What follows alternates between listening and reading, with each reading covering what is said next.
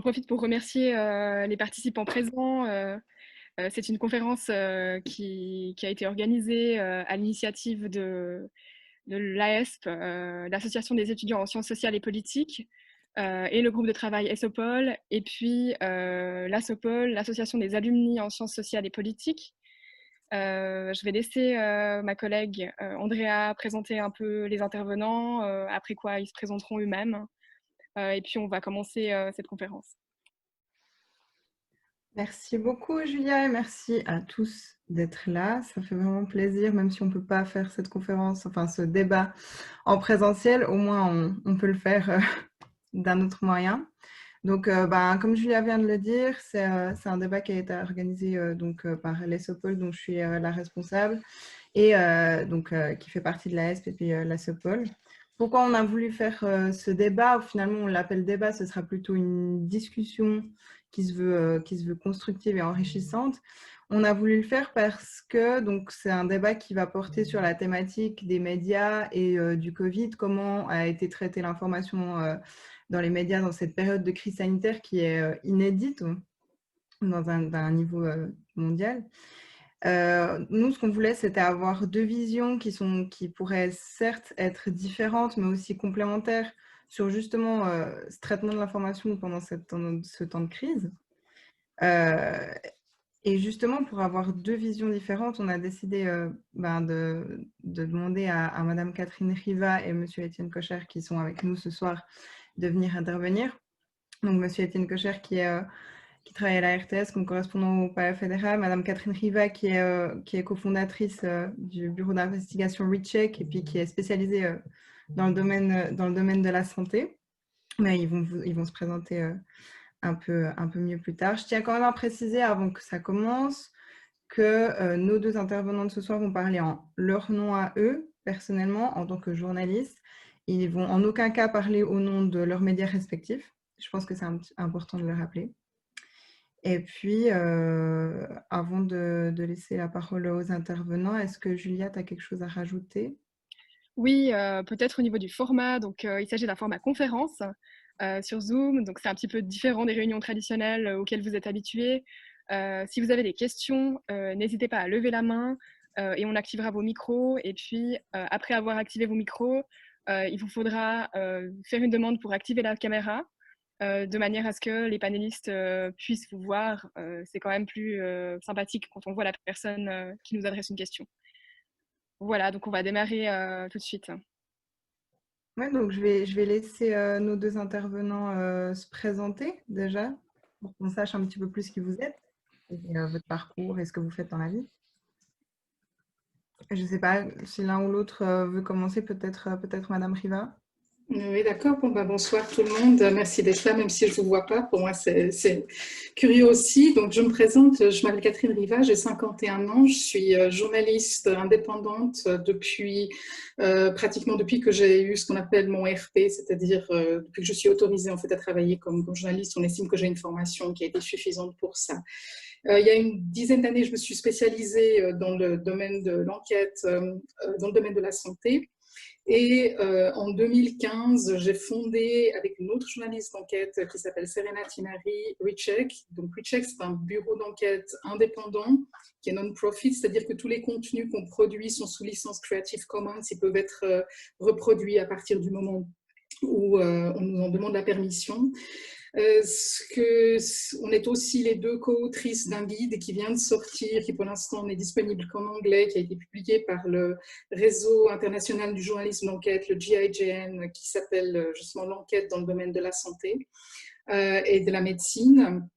Je dirais que ce qui caractérise notre démarche, on s'est défini comme travaillant en fait à la croisée de deux méthodes, c'est-à-dire d'un côté les standards éthiques du journalisme d'enquête et de l'autre de ce qu'on appelle la médecine fondée sur les preuves, qui Evidence-Based Medicine en anglais, donc EBM. Nous utilisons des outils qui ont été développés par ces deux approches pour, d'un côté, identifier les intérêts à l'œuvre dans ce que nous appelons des affaires de santé et de l'autre, pour voir en fait, notamment si le public a été induit en erreur. On pense que c'est deux démarches qui se complètent très bien parce qu'en fait, les deux travaillent sur la vérification d'hypothèses. Voilà, je dirais qu'en gros, c'est voilà, qui je suis. Merci beaucoup. Et puis maintenant, je vais peut-être demander à Monsieur Cocher de se présenter. Vous m'entendez, c'est bon? Donc, Étienne Cocher, moi j'ai 30 ans, je fais du journalisme depuis à peu près 5 ans. Avant ça, j'ai fait des études de sciences politiques donc j'ai fait aussi ce qu'on appelle le RP en emploi à la RTS.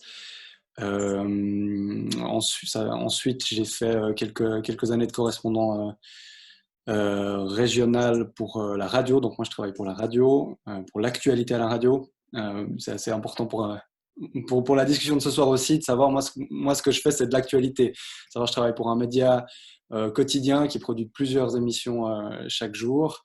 J'ai fait à peu près que ça depuis que je suis dans le journalisme. Et puis là, depuis un peu moins d'une année, un peu plus qu'une demi-année, je suis correspondant ce qu'on appelle correspondant au Palais fédéral, c'est-à-dire que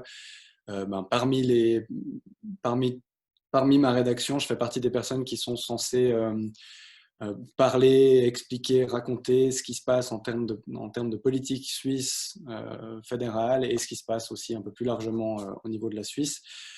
Peut-être, je sais pas, c'est peut-être aussi pour expliquer un peu comment on fonctionne. Donc, nous, on est une grosse rédaction, une des grosses rédactions de Suisse romande. On est une centaine de personnes à la radio à faire l'actualité.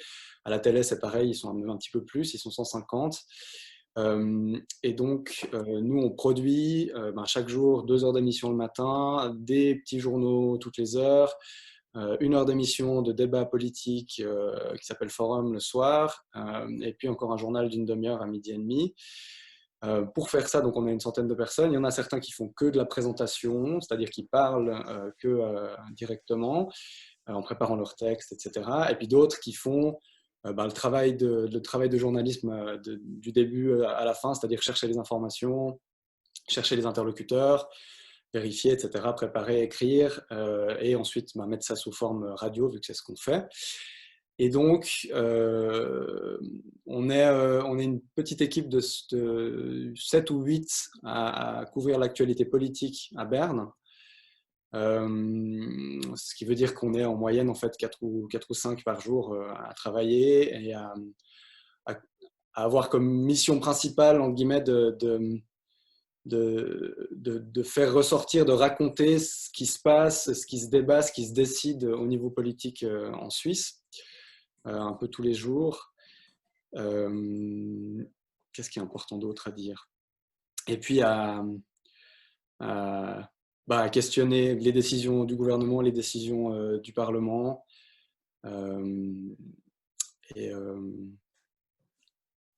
Voilà, c'est en gros notre travail. Donc c'est un travail qui est assez différent de celui d'un travail que Madame Riva a présenté avant d'enquête.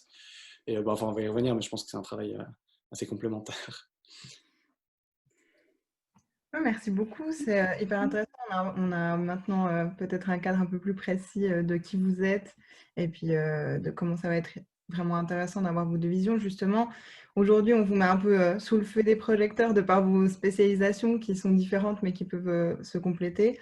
Monsieur Cocher, justement, en tant que correspondant au Palais fédéral, j'imagine que votre quotidien, il a quand même été assez bouleversé depuis quelques mois avec cette crise, que vous avez dû quand même peut-être vous heurter à des contraintes.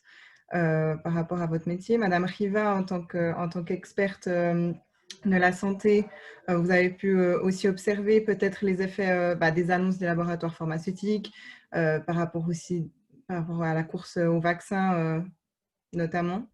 Et puis ouais, c'est un contexte assez spécial et justement, on aurait voulu savoir en quoi cette période, elle a vraiment affecté votre quotidien professionnel en fait. Il y a beaucoup de choses qui ont changé, il y a beaucoup de choses qui ont été bouleversées. C'est la première fois qu'on se heurte à une crise comme ça et on aurait été intéressé de savoir comment ça a affecté votre quotidien professionnel.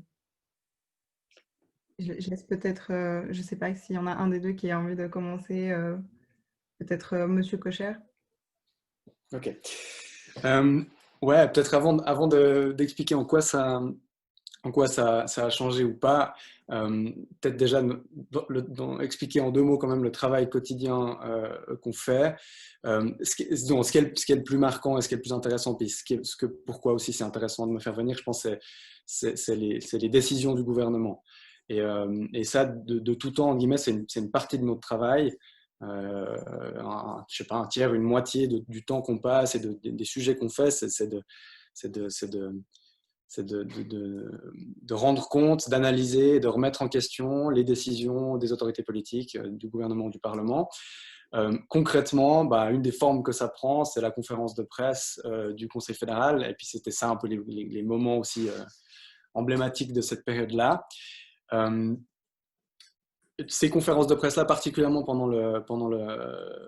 avec les décisions sur cette crise du Covid, juste vous expliquer en 2 mots comment ça se passe. Nous, on a souvent on ne sait pas quand il y aura une conférence de presse exactement. On sait dans la journée qu'il y en aura une. Et on reçoit les informations un peu à la dernière minute, à savoir, quand on a de la chance, on reçoit les communiqués de presse sous embargo 15 minutes avant, ce qui nous laisse un minimum de temps pour les lire.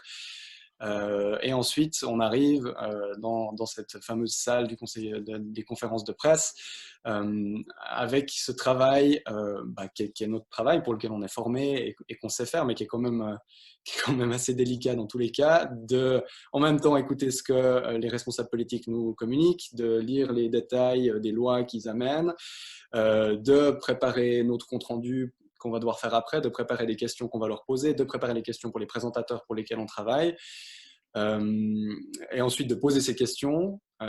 Et donc nous, je sais que c'est des questions qui ont été posées, mais moi dans mon travail, j'ai jamais dû fournir des questions à l'avance. C'est toujours des choses qui nous viennent sur le moment.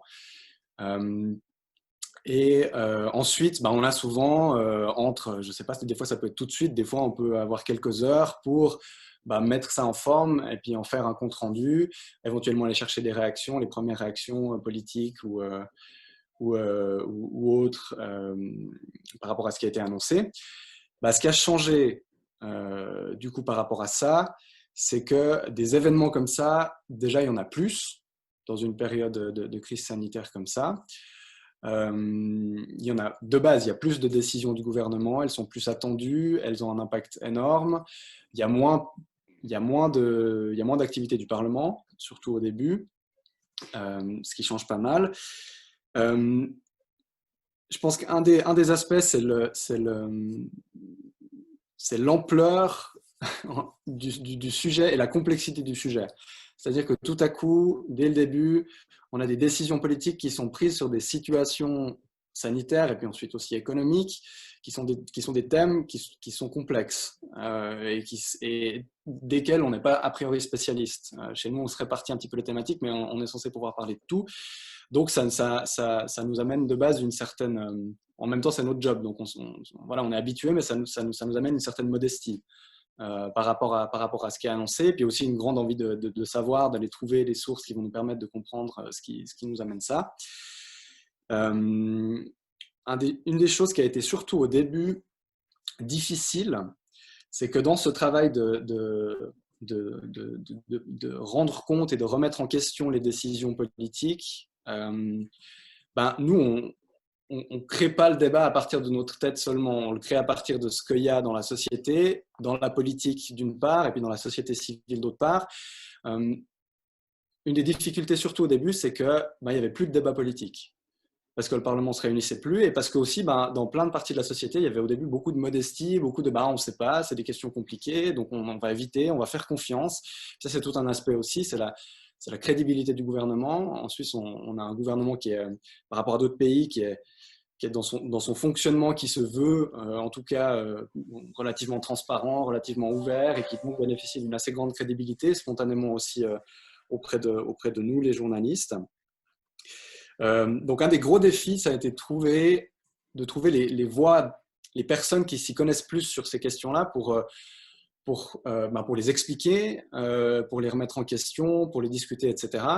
Que ce soit des personnes du monde, il y a les personnes du monde médical, les personnes du monde scientifique, puis ça s'est construit petit à petit.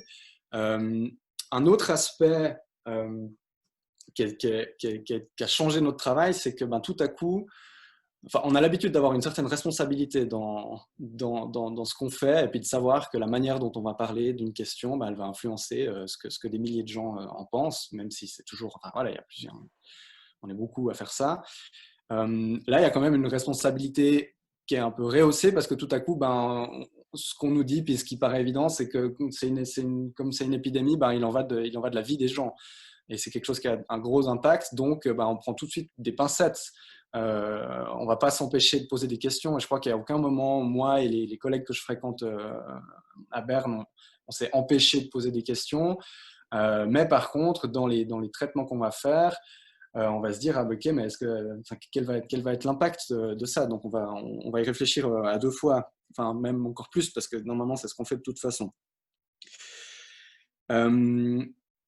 Une autre différence aussi, c'est que tout à coup, il y avait un intérêt énorme pour ces conférences de presse, pour ce qui était décidé à Berne, ce qui fait qu'il y a beaucoup plus de gens qui font, entre guillemets, une partie du même travail que nous, à savoir se brancher directement à ce que disent les autorités. Ça a plusieurs impacts. Nous, ça ne nous empêche pas de faire notre travail. Au contraire, ça fait qu'il y a des gens qui, tout à coup, on a reçu beaucoup plus de messages de personnes intéressées, soit de personnes qu'on connaît qui nous disaient « Ah, mais tu peux pas poser une question sur ça, etc. » Soit de personnes qui sont attachées à une question précise, on pourra y revenir. Moi, maintenant, je reçois des messages de personnes qui me disent « Mais est-ce que vous pouvez poser une question sur tel médicament parce qu'ils n'en parlent jamais, etc. » Sachant qu'on n'est toujours pas vraiment expert de ça, donc on peut poser des questions, on les pose. Puis alors après, ça c'est tout l'autre aspect, c'est que on est plus que jamais face à je dirais pas forcément à la langue de bois, mais à la capacité de répondre à tout des politiciens. Et il y a des questions qu'on pose auxquelles les responsables politiques donnent une réponse en déviant un petit peu, en disant que voilà, ils savent pas non plus, ou que c'est quelque chose qu'ils peuvent pas dire, ou que c'est quelque chose que c'est plus compliqué que ça. Et face à ça, c'est pas forcément l'entier de la réponse. Puis après, ça va être tout un travail de trouver une autre réponse, mais sur le moment, il faut se rendre compte que sur le moment, on peut pas. Enfin, il y a un moment où on pose les questions, on obtient les réponses, et puis voilà, la réponse est insatisfaisante. On peut renouveler la question, et on aura la même réponse. Donc le travail pour avoir des réponses différentes, il va se faire après et d'autres manières. Je ne sais pas combien de temps je suis censé prendre pour cette partie-là, mais peut-être qu'il y a un autre aspect qui est assez intéressant. Si maintenant on prend un peu les étapes de la crise, c'est toute cette question de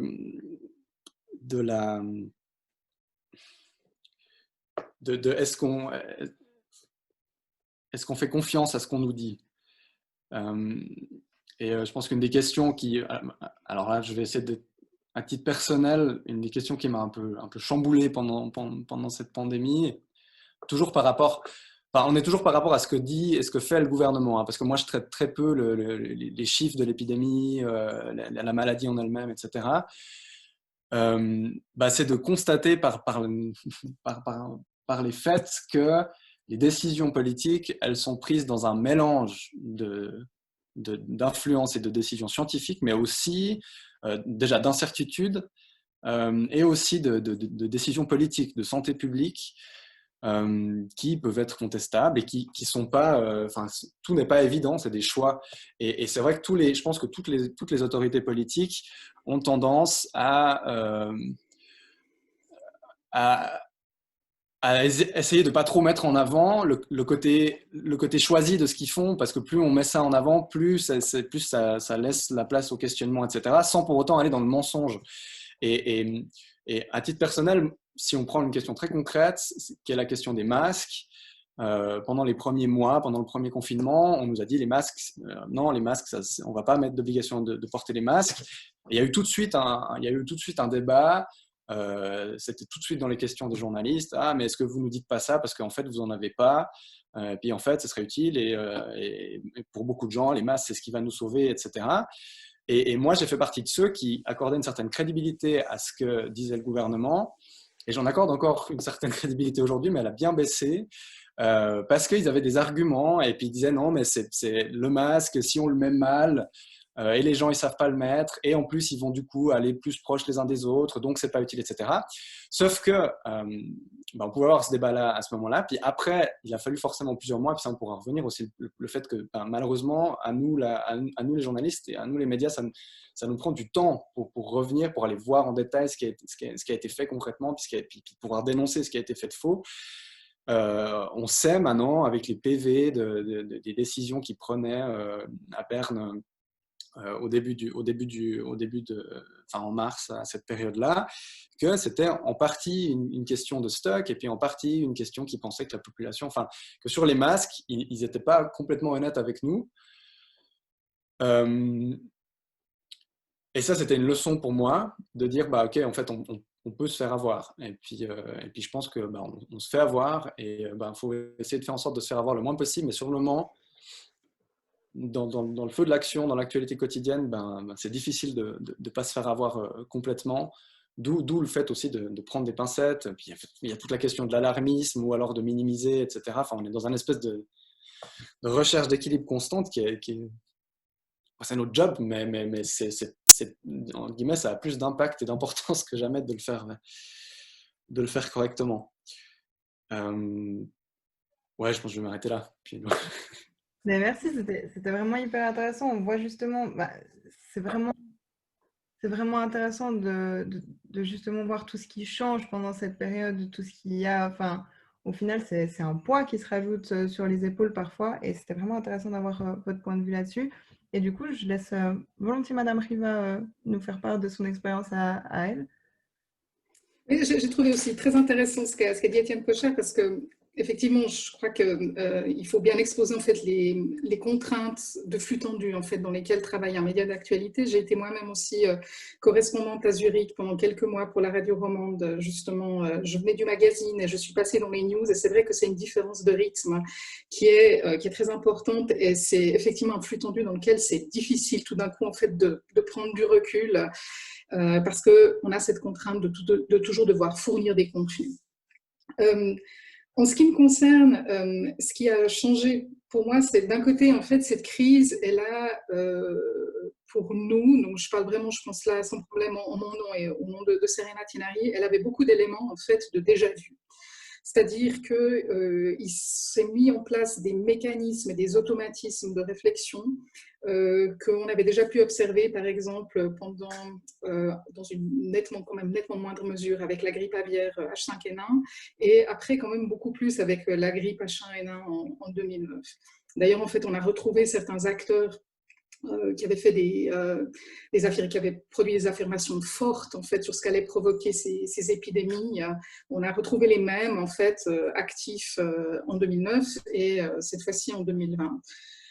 Pour nous, je dirais que la plus grosse surprise, ça a été qu'on était face en fait à des mécanismes qui nous étaient familiers, mais c'est à quel point l'échelle était décuplée. Et ça, c'est vrai que pour nous, ça a signifié en fait, quand on a essayé d'appréhender ce qui se passait, de devoir vraiment réfléchir à un autre type d'échelle. C'est vrai qu'il y a certains acteurs, comme je disais, qu'on a pu identifier en fait assez rapidement, qui allaient se profiler en fait d'un côté comme les voix fortes de cette crise, d'un autre en fait aussi comme les profiteurs de cette crise. Mais c'est vrai qu'on a dû revoir en fait toutes les dimensions. Par exemple, si on prend l'exemple de la grippe H1N1 en 2009, le tour des enjeux en fait était assez rapidement fait, c'est-à-dire en fait qu'il y avait un enjeu avec un médicament antiviral qui était le Tamiflu, et il y avait un enjeu en fait surtout avec un vaccin qui était le Pandemrix de GlaxoSmithKline. Novartis à l'époque, qui avait une division vaccin, avait aussi le Fossetria qui était en jeu, mais disons en gros en fait ça circulait autour des mesures qui étaient proposées. Les deux qui s'articulaient, c'était celle-là. Ici, on a vu arriver en fait aussi tout un flot de mesures non pharmaceutiques en fait qui ont été mises en place. C'est-à-dire en fait, on a demandé aux gens de modifier leur comportement en fait en mettant une distance physique entre eux. On leur a demandé de rentrer chez eux. On les a confinés en fait, ce qui est quelque chose sans précédent en fait dans l'histoire des sociétés modernes. On leur a demandé après de mettre des masques. En fait, on a exigé d'eux qu'ils mettent des masques, etc. Et on a vu aussi, autant en 2009, par exemple, en Suisse, on dirait que les gros des experts qui conseillaient le gouvernement en fait, étaient limités à l'OFSP. Éventuellement à la Commission fédérale pour les vaccinations, et Swissmedic aussi était un petit peu dans le jeu parce qu'il y avait des enjeux autour des homologations des vaccins en fait, qui s'étaient posés déjà à cette époque-là.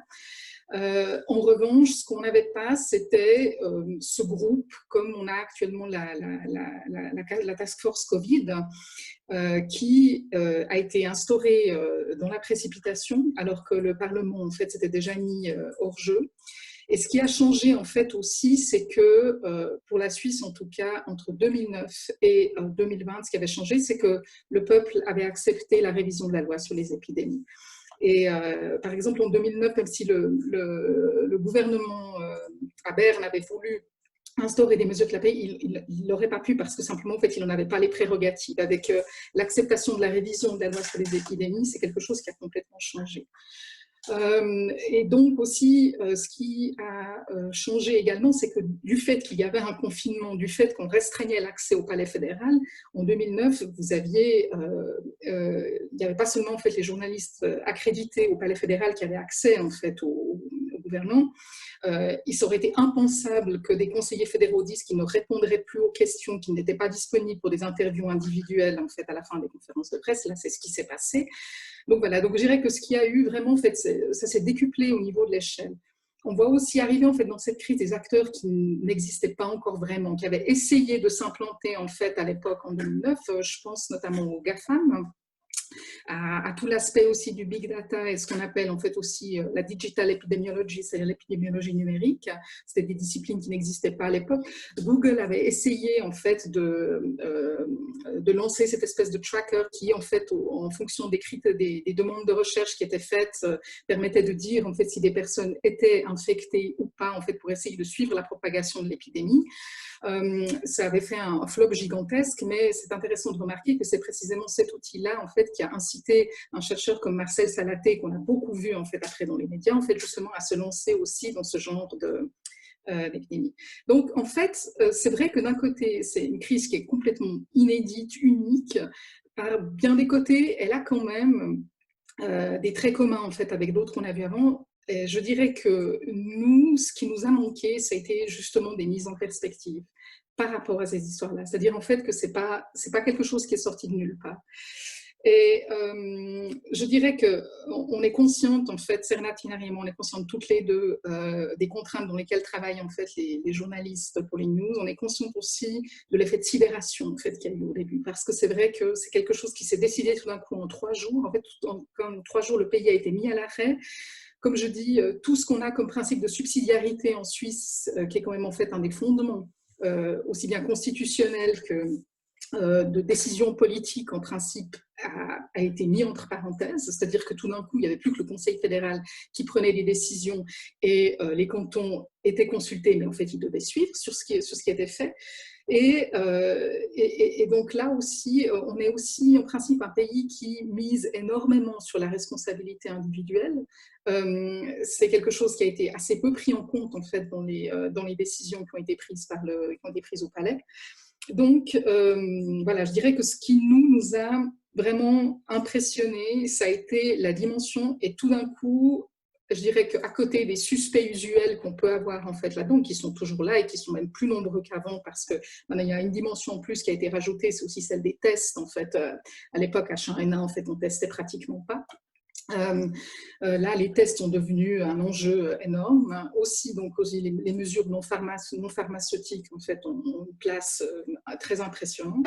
Et ce qui nous a manqué, c'est qu'en fait, on s'est dit, bon, vu qu'il va y avoir en fait, maintenant, avec la task force, le Conseil fédéral est censé être épaulé justement par des scientifiques. On nous dit aussi que ces scientifiques ont été choisis parce qu'ils sont les meilleurs. On ne sait pas très bien comment on définit les meilleurs, mais on nous a dit qu'ils étaient les meilleurs.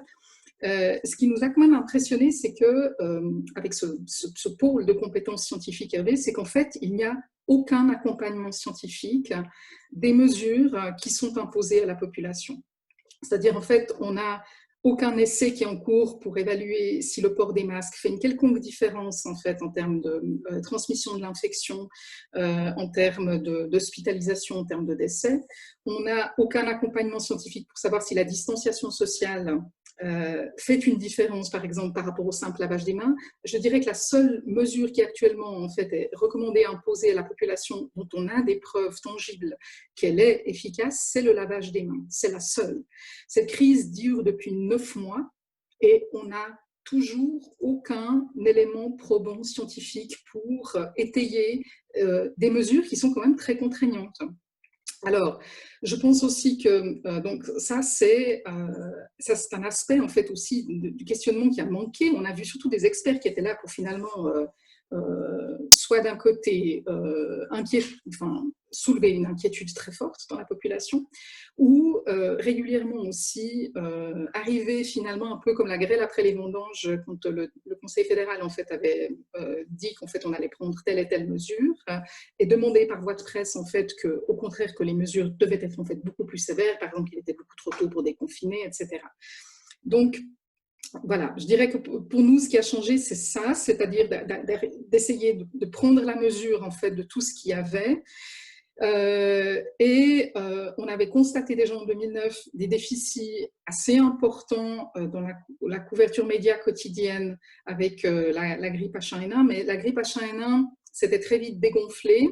Il avait suffi en fait que quelques experts arrivent avec une parole d'autorité et aussi que les enquêtes soient menées justement sur le Tamiflu et le Pandemrix en fait pour que on arrête et que ça se dégonfle. Ici, on a justement fait une dynamique qui est devenue presque comme une espèce de perpétuum mobile. Les politiques n'ont pas donné quels devaient être les critères qui devaient être satisfaits pour qu'on parle de scénario de sortie. On ne sait pas combien de temps ça va encore donner. Je pense que tous ceux qui sont là ici, personne n'aurait imaginé en janvier 2020 qu'on aurait ce genre de discussion en novembre 2020 et qu'on aurait passé tous ces mois à vivre ce qu'on a vécu actuellement.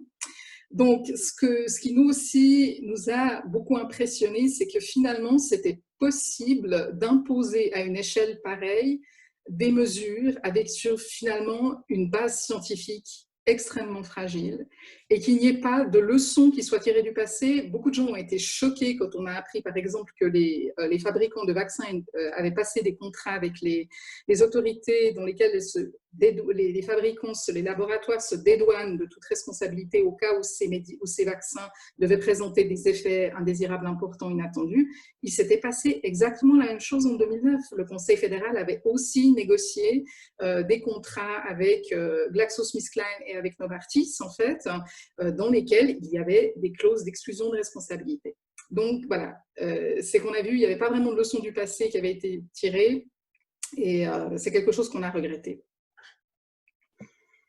Merci beaucoup. Ouais, je pense que là, avec vos deux témoignages, on va dire en tout cas de ce que vous avez vécu de différent, je pense qu'on voit vraiment un peu un poids, même au niveau médiatique, d'un côté, surtout des dirigeants politiques, justement, comme on disait, le poids est lourd, et puis les dirigeants politiques savent pas toujours, disent pas toujours, et puis de votre côté, peut-être plus, Madame Riva, peut-être plus justement cette base scientifique très fragile, où au final, si on n'a pas de base scientifique, qu'est-ce qu'on va dire à la population? On ne peut pas se baser sur des choses justement stables. Je ne sais pas si Monsieur Kocher, vous voudriez rebondir sur quelque chose, ou même Julia, si tu as une autre question, si tu veux rebondir. Pour moi, c'est bon. Mais... Ouais, deux choses. La question de la mise en perspective par rapport à ce qui aurait pu être des leçons tirées, etc. Je sens bien, ça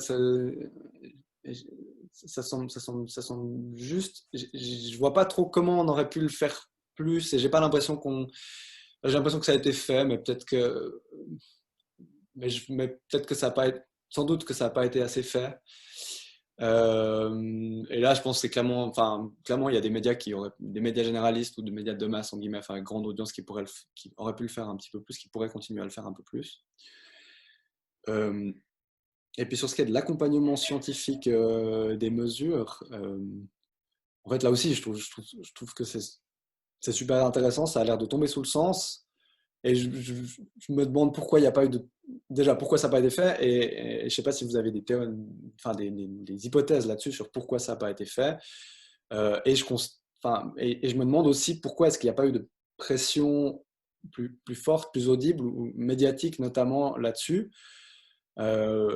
J'ai peur que la réponse, comme souvent, c'est soit parce qu'en fait, ça ne s'est pas donné, et puis c'est pas la faute d'une conspiration, c'est la faute que moi, jamais je me suis spontanément posé la question, puis jamais quelqu'un m'a dit que ça pourrait être pertinent d'avoir un accompagnement scientifique des mesures, et puis du coup, voilà. Et puis au final, souvent, ça tient à peu, en fait, parce qu'il suffit d'une bonne conjonction de quelques personnes renseignées qui font monter la sauce, entre guillemets, et puis après, ça peut donner... Ça peut finir par faire bouger les choses. Donc, voilà. C'est assez frustrant comme constat, cela dit. Disons, si je peux me permettre, en fait, je pense que il y a eu, vous étiez vraiment pas le seul, quoi. Enfin, je veux dire, dans beaucoup de newsrooms, vu que dans tous les pays du monde, la communication s'est faite justement dans les centres médias des exécutifs, en fait. Beaucoup de... elle a démarré presque partout là-bas. Et c'est vrai que classiquement, ce sont des gens qui ont un profil justement de correspondants parlementaires, c'est-à-dire en fait qui sont des généralistes, qui ont l'habitude en fait de couvrir justement quel est le débat politique, mais aussi avec l'apport indispensable du Parlement, qui là tout d'un coup en fait s'était mis en off, ce qui est quand même quelque chose de sans précédent aussi dans l'histoire de notre pays. Je pense en fait que pour beaucoup, ça a été, les gens, vous avez dû vous improviser, avoir au moins une vague idée de ce qu'est la santé publique, en fait, on a un tour de main, quoi. Enfin, je veux dire, en plus, dans un état de crise, de poser la question de la constitutionnalité des décisions qui sont prises, enfin, il y avait toute une série de dimensions qui étaient faites, et je pense que ça, c'est très, très difficile, en fait, à gérer. Je pense en tout cas que pendant les premières semaines, c'était parfaitement compréhensible. Après, je pense quand même que dans les médias, enfin moi-même, j'ai formé vos collègues d'émissions scientifiques à la radio, etc. Vous avez en principe, justement dans les gros médias, même si elles ont été un peu réduites, mais quand même, en fait, je dirais qu'il y a des rédactions scientifiques en principe, enfin, je veux dire, qui sont là. Vous avez aussi eu, on les a beaucoup vus, c'était les rédactions data, qui ont préparé tous ces diagrammes, toutes ces courbes qu'on a pu voir, enfin je veux dire, qui ont été le comptage des cas, le comptage des hospitalisations, c'est quelque chose qui a vraiment été une sanction comme ça quotidienne en fait dans la couverture média. Mais c'est vrai que c'est un domaine dans lequel c'est difficile de s'improviser, et surtout je dirais que dans le climat qu'il y avait en fait, surtout à l'époque, je crois que la plupart des gens avaient très très peur en fait, les gens pensaient vraiment qu'il pouvait y avoir une grande partie de la population qui allait être décimée. C'était quand on a peur et qu'il est question de santé, en fait, on a tout d'un coup aussi comme ça des réflexes qui se mettent en place. C'est quelque chose qui n'était pas nouveau, en fait, avec cette crise. Nous, c'est quelque chose qu'on constate assez régulièrement dans la manière dont les sujets de santé en général sont couverts, en fait. C'est-à-dire que la mort et la maladie, c'est quelque chose qui parle, en fait, très fort à nos émotions. La notion aussi, la vision qu'on peut avoir de la justice sociale aussi, en fait, quelque chose qui va influencer la façon dont on va voir. La notion, par exemple, qu'une vie humaine, ça n'a pas de prix, que la santé, c'est tout. Enfin, je veux dire, donc ça, c'est tout, c'est tous les tunnels, en fait, qui peuvent un petit peu limiter la vision et qui fait qu'on a de la peine. Mais ça aurait été la mission de la task force, par exemple, en fait, d'un côté, je pense qu'actuellement, on a eu un très gros problème, c'est que d'un côté, on avait une couverture qui était très officialiste, en fait, c'est-à-dire qui arrivait en renfort, en fait, de la communication gouvernementale. Et puis, cette communication, elle n'a pas toujours été transparente justement sur les incertitudes qu'on avait par rapport à certaines choses. Et le problème, c'est que quand les incertitudes, elles finissent toujours en fait par être découvertes, c'est-à-dire que ces incertitudes existent. Et tant que vous n'avez pas de réponse ou de communication claire sur ces incertitudes, c'est vrai que là, vous allez nourrir en fait maintenant l'autre fléau qu'on peut émerger, qui est en fait justement ce qu'on appelle le discours de la conspiration en fait par rapport à ça. C'est-à-dire en fait qu'il y a des questions légitimes qui sont posées, qui ne trouvent pas de réponse, et on va arriver en fait justement avec une réponse de discours alternatif. le problème, en fait, c'est que c'est évident que les correspondants au Palais fédéral ne peuvent pas courir tout seul, mais je pense en fait que, enfin, je garderai toujours en mémoire, il y a eu, je crois que c'était le 19 mars, en fait, un de vos confrères, Daniel Corr, en fait, donc, qui était Monsieur Corona à l'époque, avait annoncé, c'est la première fois qu'on nous avait des chiffres sur le nombre de personnes qui étaient sous respirateur dans les services de soins intensifs en Suisse. Et je ne sais plus quel nombre il a articulé, il a pris un air très très grave en disant c'est quand même impressionnant, on a ça. Et l'un de vos collègues a demandé, mais en fait, normalement, il y a combien de personnes qui sont sous respirateur en Suisse tous les jours, en fait? Et alors, Koch l'a fusillé du regard, et puis il a dit, je ne sais pas. Et votre confrère s'est excusé d'avoir posé la question. Ce qui est insensé, il avait posé ça a été la seule bonne question de cette conférence de presse, c'est-à-dire que quand, pour mesurer la gravité de quelque chose, il ne suffit pas qu'un expert dise c'est sans précédent, vous devez pouvoir mettre ça en relation. Et on a des indicateurs, combien de personnes sont en principe sous respirateur dans les unités de soins intensifs, c'est quoi la charge normale. Là, récemment, on avait aussi les soins intensifs arrivent à, je veux dire, les charges qui ont été indiquées, le taux d'occupation des soins intensifs, ce sont des taux d'occupation normaux. Après, il faut voir est-ce qu'il y a d'autres choses qui sont faites, mais ce simple chiffre de oui, on est à 75%, 85%, d'autres chiffres qui ont été annoncés, etc., ça ne nous dit rien en fait. Pour comprendre des chiffres, vous avez toujours besoin que ce soit mis en perspective. Si vous devez expliquer une mesure économique, vous le faites toujours en mettant ça en relation avec ça. Mais là, on avait l'impression que parce qu'il est question de vie humaine, voilà, qu'on n'arrivait pas en fait à trouver une perspective. Normalement, et ça la task force aurait dû le dire, il y a des indicateurs en santé publique, pas seulement le R, je veux dire, de reproduction, etc., qui sont faits, il y a ce qu'on appelle la létalité, infection fatality rate, enfin, il y a des tas de critères qui sont comme ça. Ensuite, quand vous dites qu'on va tester, vous devez expliquer quelle est la fiabilité de ces tests, etc.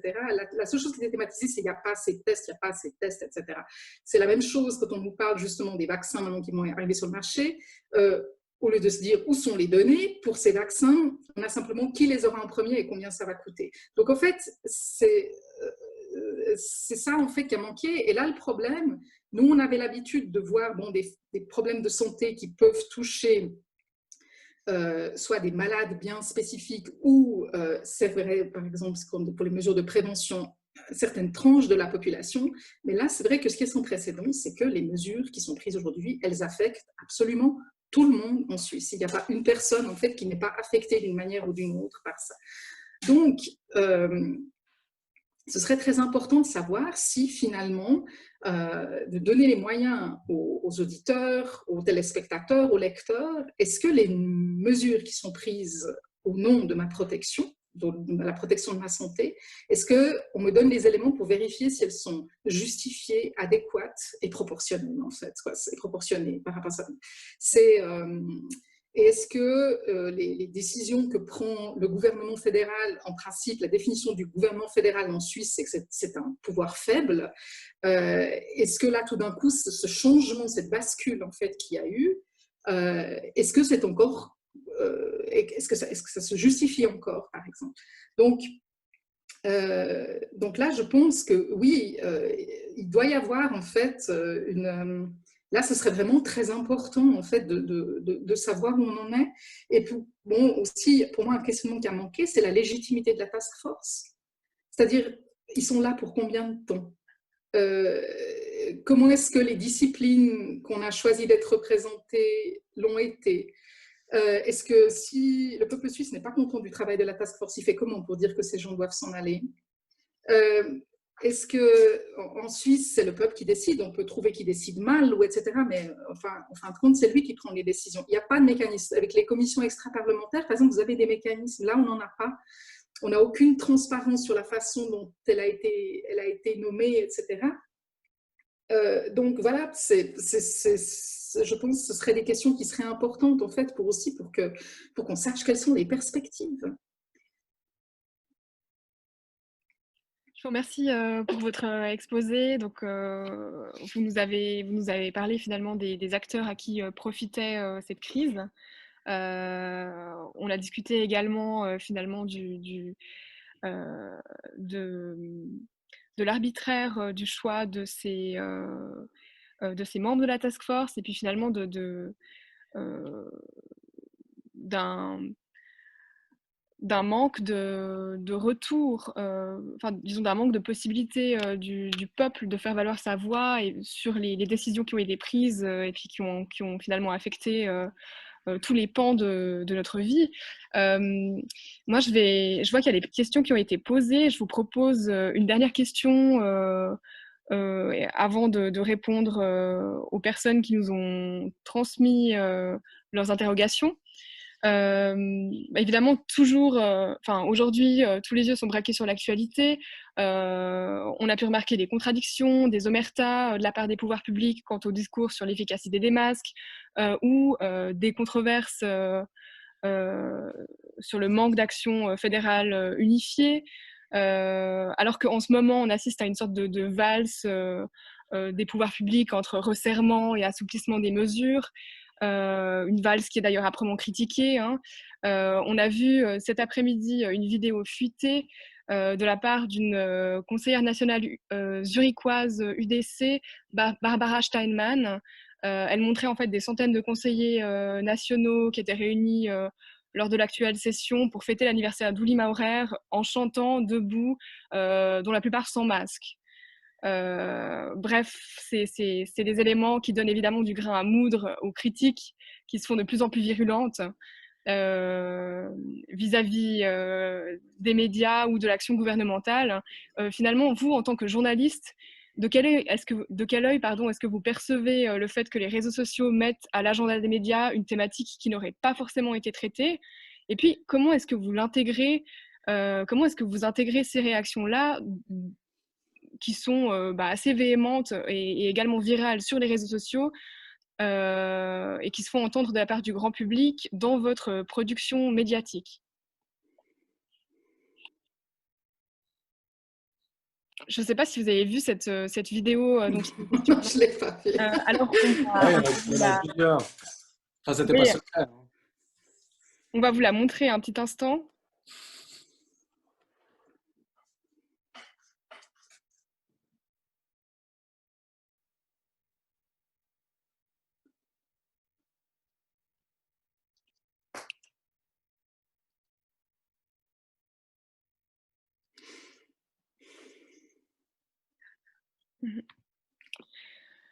Donc voilà, même s'il n'y avait pas de son, je pense que c'est assez clair.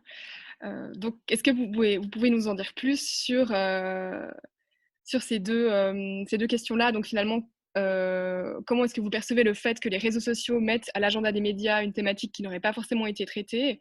Et puis, comment le grand public, à travers ces réseaux sociaux-là, s'intègre dans votre production médiatique?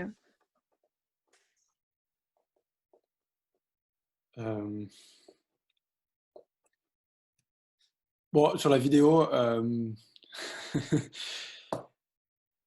c'est marrant parce que c'est durant cette réunion-là qu'ils ont décidé de rendre possible et légal de distribuer des amendes d'ordre pour les personnes qui ne respectent pas le port du masque. Donc, à part d'en conclure qu'ils sont stupides, enfin, on peut pas. Enfin, voilà. Après, la plupart portaient quand même des masques, etc. Puis on peut dire, ouais, enfin. Une vidéo comme ça, cela dit, et puis là, c'est aussi disons une cautèle que je mettrais. Cette vidéo-là, il n'y a pas besoin des réseaux sociaux pour la faire sortir. Enfin, ce sera de toute façon, et, enfin, ce sera, je sais pas, j'imagine c'est au 19h30 ce soir et ça l'aurait été avec ou sans réseaux sociaux. Moi, globalement, ma première réaction sur la question des réseaux sociaux et de ce qui peut être sorti là-dedans, c'est que c'est plutôt une bonne chose. Et que nous, on a plutôt tendance à y être ouvert. Enfin, alors, après, chacun ses biais. Moi, je passe pas mal de temps sur Twitter, presque plus sur Facebook, puis pas grand-chose ailleurs. Donc, voilà, enfin, on a il y a tous ces biais de perception et on les a comme tout le monde. En soi, ça peut amener, et ça amène souvent des questions qui sont intéressantes, qui sont nécessaires, qui sont complémentaires. Ça peut aussi montrer, mais d'une manière, comme toujours, mais souvent très déformée, comment sont apprécier les mesures et les décisions par la population. Comment les intégrer? On les intègre dans nos questionnements qu'on fait aux décideurs politiques, et aussi dans les questionnements qu'on fait quand on en a le loisir, et puis ça c'est moins dans les médias d'actualité, mais plus dans les médias spécialisés, dans les questionnements qu'on essaie d'envoyer précisément aux autorités et aux sources qui peuvent nous permettre de donner des réponses et de mettre en perspective.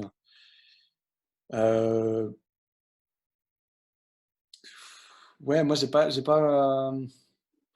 m'inspire pas grand chose d'autre en fait comme problématique. J'ai jamais eu l'impression qu'il y a des sujets dont on parle pas dans les médias généralistes et qui font fureur sur les réseaux sociaux. J'ai l'impression qu'il y a une courroie de transmission qui fonctionne quand même, en tout cas en Suisse romande. Et voilà, je suis pas sûr que je sois particulièrement habilité à faire un jugement de est-ce que les réseaux sociaux, tel ou tel réseau social est utile. Et, voilà, mais je pense que c'est vrai que probablement si on doit mettre en perspective avec d'autres crises, avec d'autres époques, d'autres épidémies, ça rajoute une dimension de bourdonnement et de questionnement et de partage des questionnements et puis d'effets c'est vrai qu'une vidéo choc ou un message choc peut très rapidement être très largement partagé, avec moins de filtres que ce que nous on fait, avec moins de mise en perspective et d'équilibrage que ce que nous on fait par vocation et parce que par allégeance entre guillemets à l'équilibre de l'information. Donc ça aide pas au niveau des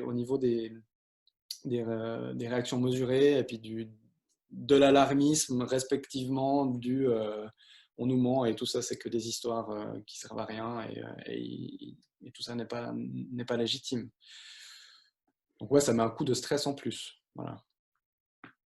Oui, disons, l'orientation de ma question, c'était aussi en lien avec le fait que j'avais vu une dépêche ATS datant de 12h14 qui avait été publiée sur certains titres appartenant à Tamedia.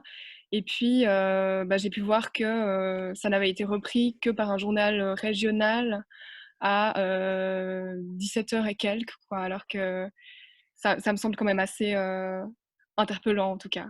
Mais donc voilà, en tout cas, merci pour la précision de la réponse. Je ne sais pas si Madame Riva, vous avez quelque chose à ajouter sur le sujet? Oui, la question des réseaux sociaux, elle est intéressante aussi du point de vue du débat scientifique, en fait, parce que c'est vrai qu'il y a beaucoup de chercheurs et de médecins qui sont très actifs sur Twitter, notamment. Et notamment, en fait, ils ont des discussions, en fait, entre eux. Donc, le ton, des fois, de ces échanges peut être assez vif, hein. Mais là, c'est aussi quelque chose qui est une première avec cette épidémie. C'est la violence en fait des échanges scientifiques qui en fait ont des positions qui sont opposées. C'est-à-dire en fait il y a des véritables fractures actuellement dans la communauté médico-scientifique. Et ce qui a changé, c'est la grossièreté du ton qui est employé en fait. C'est-à-dire qu'on a vu des scientifiques pour lesquels j'ai par exemple un énorme respect se faire traîner dans la boue en fait par leurs confrères avec une violence que j'avais jamais vue auparavant et que j'aurais jamais imaginé possible. Donc ça, c'est vrai que c'est un aspect qui est nouveau. Un aspect qui est nouveau aussi, et ça on l'a vécu très récemment par exemple avec une censure opérée par Facebook, c'est la façon dont les réseaux sociaux se posent en juge de ce qui est considéré comme l'évidence scientifique et ce qui ne l'est pas. Par exemple, Facebook a censuré en fait récemment comme soi-disant fausse nouvelle en fait un article qui avait été écrit par deux professeurs du Centre for Evidence-Based Medicine à l'université d'Oxford. Il n'y avait rien dans cet article qui était faux, mais Facebook en fait a mandaté une officine de fact-checking qui, voilà, dont à l'évidence en fait le jugement est très discutable. Mais ça, c'est un vrai problème si on a, c'est-à-dire qu'en fait, ce qui devrait être des espaces de liberté et d'échange, donc on est bien conscient quand même que chacun est dans sa bulle, en fait, dans les réseaux sociaux, etc. On sait que les algorithmes ont cet effet-là. Ce qui est nouveau, c'est que des tech giants, qui sont des entités économiques voilà, qui pèsent très lourd, décident en fait de ce qui est licite et de ce qui n'est pas licite en fait dans le débat scientifique. Ça, c'est quelque chose qui est extrêmement problématique de mon point de vue. Ce qu'on a effectivement autrement, l'aspect, c'est bon, les réseaux sociaux sont effectivement une cuisine en fait dans laquelle les théories les plus folles circulent, mais qu'elles sont parfois matinées de questionnements qui sont tout à fait légitimes. Et ces questionnements en fait n'existeraient pas s'il y avait en fait justement une communication plus transparente et plus claire par rapport à ce qu'on sait et ce qu'on ne sait pas. Et donc voilà, donc je pense en fait qu'il y a ça. Ce que je vois aussi, c'est que par exemple les réseaux sociaux sont très utilisés aussi par certains membres de la task force en fait, qui en font un usage extrêmement soutenu. Donc ça, c'est intéressant aussi parce que en principe, par exemple, les membres de la task force en fait devraient être là pour conseiller le Conseil fédéral, mais devraient eux-mêmes en fait s'abstenir de communiquer vers l'extérieur. Or là en fait on voit certains d'entre eux ne s'y tiennent pas du tout. Et donc voilà, donc là je dirais qu'en fait les réseaux sociaux ont amené ça.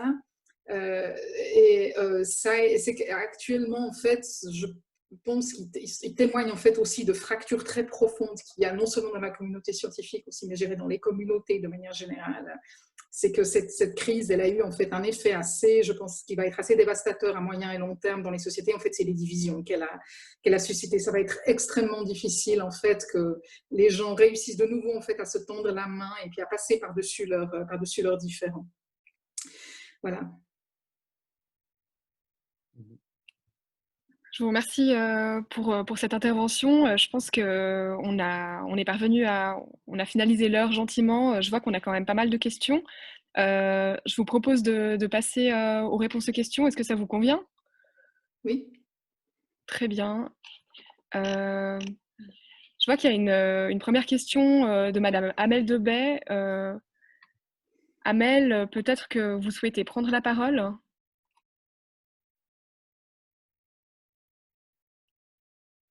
Je ne l'entends pas. On est en train d'essayer de la retrouver, voilà. Vous m'entendez? Oui, on vous entend. Bonjour. Enfin, bonsoir. Bonsoir. En fait, je voulais vous demander si vous trouviez normal que les membres de la task force et de l'OFSP refusaient de participer à des débats avec des contradicteurs, comme celui qu'on a notamment proposé sur l'impertinent et bon pour la tête et l'antipresse.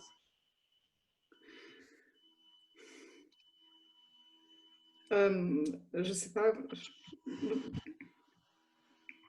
Je pense que, comment dire, la question, ce qui doit être posé, c'est finalement, c'est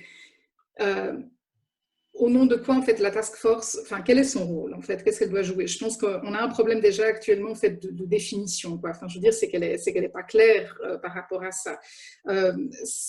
Qu'on voit, on peut regretter en fait que les membres de la task force veuillent pas participer en fait à des débats contradictoires, alors qu'en fait ils sont véritablement disponibles en fait quand il s'agit d'être dans les médias où ils savent qu'ils vont être en principe bien accueillis parce qu'ils vont être traités comme des experts en fait, qui vont être capables de trancher certaines questions et qui sont voilà. Donc, quant à savoir si c'est normal ou pas, ça c'est toujours en fait un problème, c'est-à-dire en fait qu'on ne sait pas de quoi la task force est redevable en fait à l'égard du public. C'est quelque chose qui n'a jamais été défini par rapport à ça. Donc, c'est évident que dans le flou actuel, en fait, ils sont libres, je pense, de choisir finalement les médias ou les plateaux sur lesquels ils souhaitent intervenir. D'accord, d'accord, mais il y a un bug. Pardon, j'ai des bugs techniques. Oui, mais justement, est-ce qu'il ne devrait pas se montrer disponible justement pour pouvoir... C'est toute une question. Le problème, en fait, c'est que la situation que vous décrivez, en fait, où on vous dit non, et vous avez l'impression que c'est pas normal, en fait, qu'ils devraient le faire. Et eux, sans doute, ont l'impression de leur côté que non, vu le contradicteur que vous vouliez leur proposer, c'est pas leur ligue. Eux, ils discutent pas, en fait, avec des gens comme ça. Je pense qu'en fait, c'est ça qui s'est passé dans leur tête. Je ne veux pas présumer, mais j'imagine que c'est quelque chose de ce point de vue-là. Là, je pense en fait que c'est toute l'ambiguïté, je dirais, de la situation actuelle. C'est-à-dire que probablement en fait que tout dépend en fait de la personne que vous mettez en fait aussi en face d'eux, mais actuellement, dans le cadre actuel, rien ne les oblige en fait à participer à quelque chose comme ça. Enfin, je dis, il n'y aura pas de comment dire, il y aura pas de sanctions à leur égard. Ils ne peuvent pas être démis par un parlement, ils ne peuvent pas être démis par une décision populaire, etc. Donc, on est là typiquement dans un cas de figure où on a l'impression qu'effectivement, ces experts peuvent pratiquer quelque chose qui s'apparente à un deux poids, deux mesures, c'est-à-dire en fait choisir des plateaux qui leur sont, qui sont bienveillants en fait à leur égard et puis décider de refuser des plateaux qui seront peut-être un petit peu plus conflictuels. Mais je dirais que le problème de fond, c'est qu'en fait, finalement, on ne sait pas quelles sont les prérogatives et les devoirs de ces experts. Oui, tout à fait. Je vous remercie d'avoir répondu à ma question. Mais je pense que ce serait intéressant d'avoir l'avis d'Étienne Kocher aussi dessus. Je pense que pour la task force, vraiment, j'ai rien de plus pertinent à dire que ça. Et je pense qu'en effet, ça montre surtout le problème du fait qu'on ne sait pas exactement ce qu'ils sont censés faire ou pas. Et que dans ces conditions, ils peuvent tortiller comme ils veulent s'ils n'ont pas envie de participer à un débat organisé par un média qui pour un débat qui. En fait, ils n'ont pas du tout à comment dire, répondre des décisions qu'ils prennent, quoi. C'est quand même un peu gênant. On parle bien de la task force là, et c'est là où je voulais compléter, c'est que c'est pas la même chose. La task force, en fait, elle fait des rapports et elle prend pas de décision. La FAME, par exemple, elle prend pas de décision. Elle est beaucoup écoutée. Elle fait partie de ceux qui parlent dans les médias, etc. Mais c'est pas elle qui prend les décisions. Pour ce qui est des gens qui prennent les décisions. Il faut différencier l'OFSP du Conseil fédéral. L'OFSP non plus. C'est pas parce qu'on est des grands médias, Daniel Cork ou j'ai oublié mon nom. Couster. Ouais, Couster ou les autres, Masseret, ils vont pas venir débattre. Et d'ailleurs, je pense qu'ils sont. La task force est venue à Infrarouge de nombreuses reprises quand elle se targuait encore de faire des débats. Ouais, mais la task force, on est d'accord. C'est pas clair, c'est pas légitime. Et dans ces conditions-là, c'est vrai qu'on devrait questionner le rôle de la task force. Sur ce qui est de l'OFSP des autorités politiques en tant que telles, nous non plus, on ne peut pas les faire débattre. Très rarement, les fonctionnaires, ils ne débattent pas et c'est très difficile d'obtenir des réponses, de parler à un fonctionnaire parce que dès que c'est conflictuel, etc., c'est politique, donc c'est son responsable politique, ce n'est pas lui qui va parler. Nous, on est contraint d'envoyer nos questions par écrit, d'obtenir des réponses par écrit. On ne peut pas faire des débats comme ça non plus. Puis après, il y a les responsables politiques, autrement dit Berset, et là, c'est vrai que c'est lui qui décide. Et que c'est regrettable qu'il décide des fois de choisir à quel média il a envie de parler ou pas. Cela dit, on peut aussi comprendre qu'il n'y a pas un temps infini. Nous aussi, des fois, on fait des demandes et puis ils nous les refusent. Et puis, ouais, il n'y a pas de réponse absolue malheureusement à cette question, il me semble.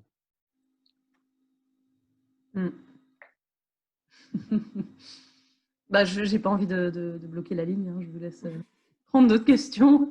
Il y aurait beaucoup à dire, donc je pense que... On a une autre question qui nous est parvenue par mail qui porte sur des conflits d'intérêts. C'est une question qui nous vient de Anne Veufray qui demande quels conflits d'intérêts les membres de la task force Covid ou les médecins hospitaliers ont-ils avec les Big Pharma? Voilà, je pense que c'est quelque chose qui s'adresse.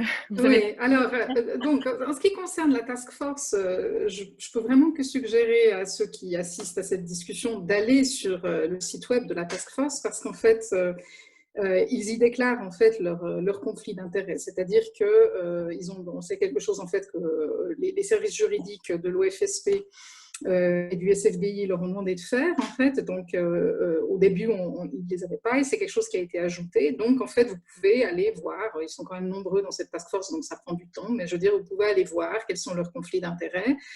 Vous pouvez aussi consulter leurs publications scientifiques dans lesquelles ils doivent en fait déclarer en principe leur conflit d'intérêt. Vous pouvez essayer de recouper ce qu'ils déclarent ici et ce qu'ils ont pu déclarer dans d'autres settings. En fait, c'est quelque chose en fait qui est courant, en principe, que des chercheurs doivent faire de manière régulière. Après, c'est intéressant de voir parce que des fois, il y a des critères qui changent un peu, des fois, ils en oublient, etc. Mais en principe, vous pouvez tout retrouver.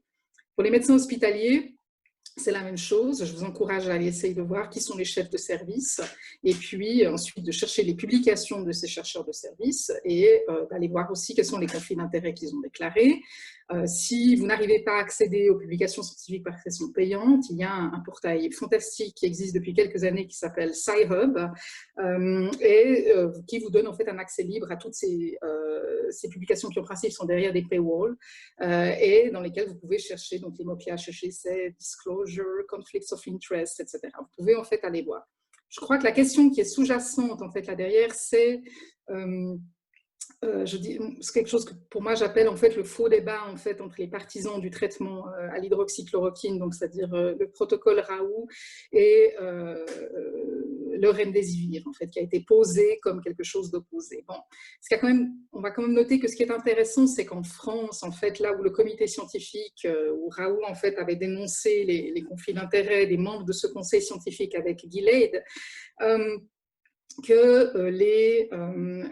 fait la haute autorité de santé en France en fait a été la première à refuser en fait le remdesivir, en fait à refuser le remboursement et à déclarer son service médical rendu. C'est les critères qu'il y a en France en fait quand on a des nouveaux médicaments qui arrivent sur le marché, de déclarer que son service médical rendu n'était pas bon, qu'il était insuffisant. Donc ça a été la question. Je pense qu'en fait actuellement les meilleurs guidelines qu'on a, c'est ceux qu'a fait le panel responsable de l'OMS.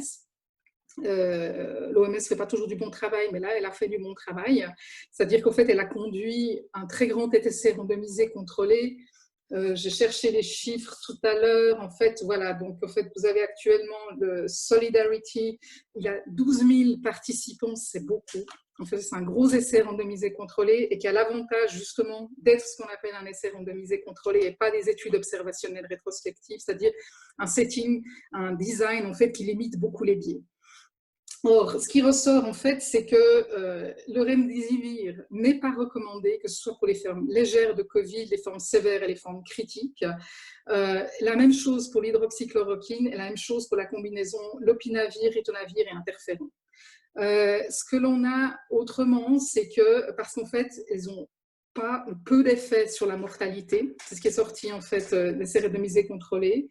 Et puis, le seul qui est recommandé pour les formes sévères, la seule classe de médicaments pour l'instant qui est recommandée pour les formes sévères et critiques de Covid, c'est ce qu'on appelle des corticoïdes, dont la dexaméthasone en fait est celui qui a montré en fait le meilleur rapport bénéfice-risque par rapport à ça, mais encore je répète, pas pour des formes légères, parce que les formes légères en général les gens s'en remettent en fait tout seuls, ils n'ont pas besoin de prendre des médicaments et donc actuellement en fait de porter en fait en opposition, alors c'est vrai que par bien des côtés remdesivir a des côtés de nouveau Tamiflu, mais pas du tout parce qu'en fait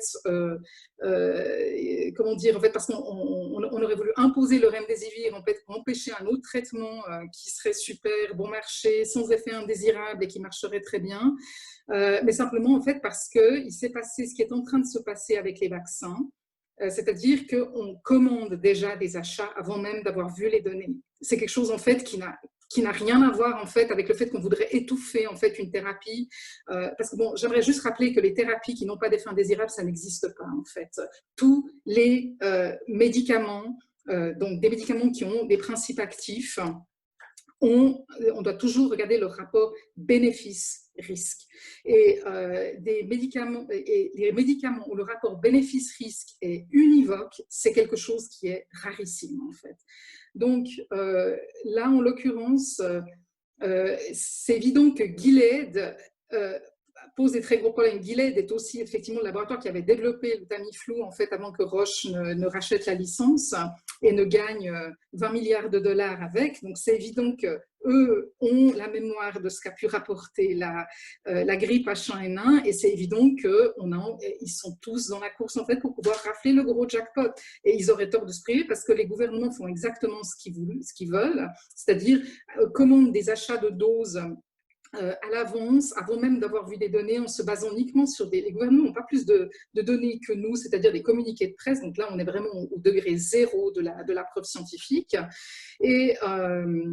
Et voilà, donc je pense en fait que de vouloir opposer remdesivir et hydroxychloroquine, c'est un faux débat et en plus le problème mobilise des énergies là où les énergies devraient être en fait, de dire est-ce que c'est vraiment le meilleur moyen d'employer des deniers publics qui déjà là ont été mis sacrément rude épreuve en fait avec les confinements.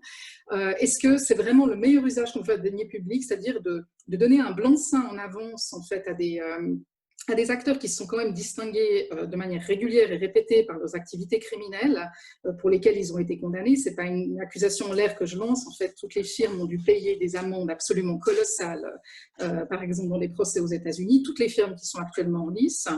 Et puis enfin, j'aimerais rappeler que tous ceux qui trouvent que Raoult est quelqu'un de formidable, etc., Raoult était celui qui, en France, était le plus ardent défenseur du vaccin Pandemrix.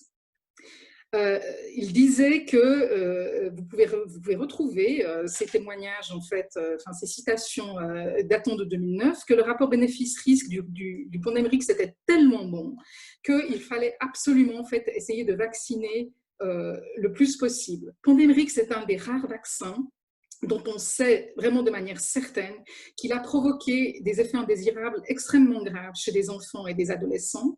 J'aimerais aussi rappeler à tous ceux qui pensent en fait que Swissmedic, par exemple, est une officine qui ne sert à rien et qu'on devrait reprendre directement les directives de l'EMA, que Swissmedic a sans doute sauvé, épargné à beaucoup d'enfants en Suisse des narcolepsies, parce que Swissmedic a été la seule agence de régulation au monde qui a dit que Pandemrix ne sera pas administré aux enfants et aux femmes enceintes. Donc, je pense en fait qu'il n'y a pas, de bons et de méchants, il n'y a pas des héros d'un côté et des vilains en fait de ce côté-là. C'est tout le monde essaye de faire valoir ses intérêts. Et je pense en fait que là aussi, c'est vraiment cessons d'être amnésiques, faisons preuve de mémoire, essayons de retrouver qu'est-ce que ces gens ont dit dans le passé. Il n'y a pas que Ferguson, celui qui a fait la modélisation, qui s'est complètement trompé. À l'époque, Raoult s'était complètement trompé lui aussi. Donc, il faut arrêter d'avoir cette espèce de deux poids, deux mesures. Il faut juger tout le monde à la même aune, il faut juger toutes les données à la même aune. Et les prétendues 140 études que les partisans de l'hydroxychloroquine brandissent, ce sont ce qu'on appelle des études observationnelles qui sont éminemment sujettes au biais. Raoult aurait eu l'occasion ces 10 mois de mettre sur pied des essais randomisés contrôlés plutôt que de critiquer celui qu'a fait l'OMS, parce que les essais randomisés contrôlés sont les seuls qui nous permettent de dire ce qu'on observe, c'est véritablement un effet qui est dû aux médicaments qu'on teste. Toutes les autres, il peut y avoir des tas d'autres facteurs confondants qui influencent les résultats qu'on pose. Donc actuellement, à mon avis, les comptes qu'il faut demander, c'est pourquoi ces achats précipités de médicaments, pourquoi ces achats précipités de vaccins, pourquoi ces clauses de non-responsabilité, plutôt que de se demander tout de suite ça va coûter combien, puis qui y aura droit d'abord. C'est parce que, en fait, je rappelle vraiment que sur tous les vaccins, par exemple, maintenant qui sont en train d'arriver, même Claire Anne-Sigris l'a dit, je suis rarement d'accord avec elle, mais là je le suis vraiment, tout ce qu'on a, c'est des communiqués de presse, c'est des données d'efficacité. Par exemple, pour Pfizer et BioNTech, sur 170 personnes, c'est dérisoire, c'est rien du tout. Enfin, je veux dire, on ne peut pas décider des politiques publiques sur des données aussi faibles. Mais actuellement, c'est ce qu'on est en train de faire. Et c'est là que devrait porter le débat.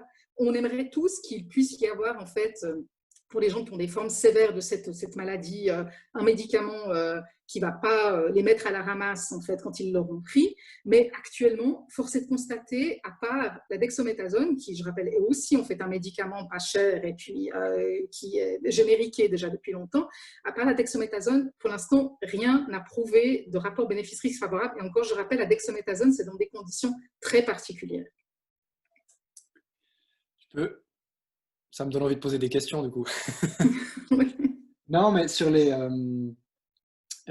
cette question des vaccins, moi, j'ai essayé de poser un peu quelques questions dans les dernières conférences de presse sur les conditions, sur les contrats, etc. Mais ça me pose une question.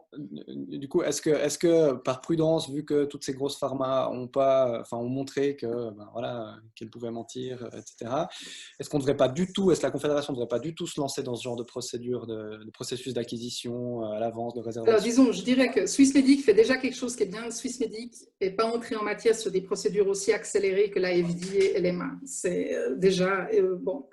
Mais effectivement, actuellement, vous avez une dynamique qui s'est mise en place. En fait, c'est vrai que imaginez que la Confédération décide qu'elle ne va acquérir rien du tout.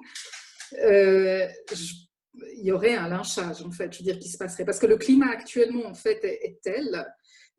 Les vaccinations sont posées comme ce qui va nous délivrer de cette situation infernale dans laquelle on est. Et c'est devenu, bon, j'ai envie de dire, ils l'ont bien cherché, enfin, je veux dire, à se mettre dans cette situation comme ça. Mais on est actuellement dans une situation qui est insoluble, en fait, de ce point de vue-là. C'est-à-dire que, imaginez que la Confédération dise non, écoutez, nous, avant qu'il soit testé dans les règles, c'est-à-dire pendant 6 ans, ce qui, en fait, déjà pas beaucoup, mais est beaucoup plus que ce qu'on fait maintenant. Ça passerait pas. Enfin, je veux dire, ce serait tout simplement impossible. Vous pouvez pas en fait avoir fait monter la mayonnaise de cette manière et puis dire ah non non, nous, enfin, je veux dire, on va pas faire de ce côté-là.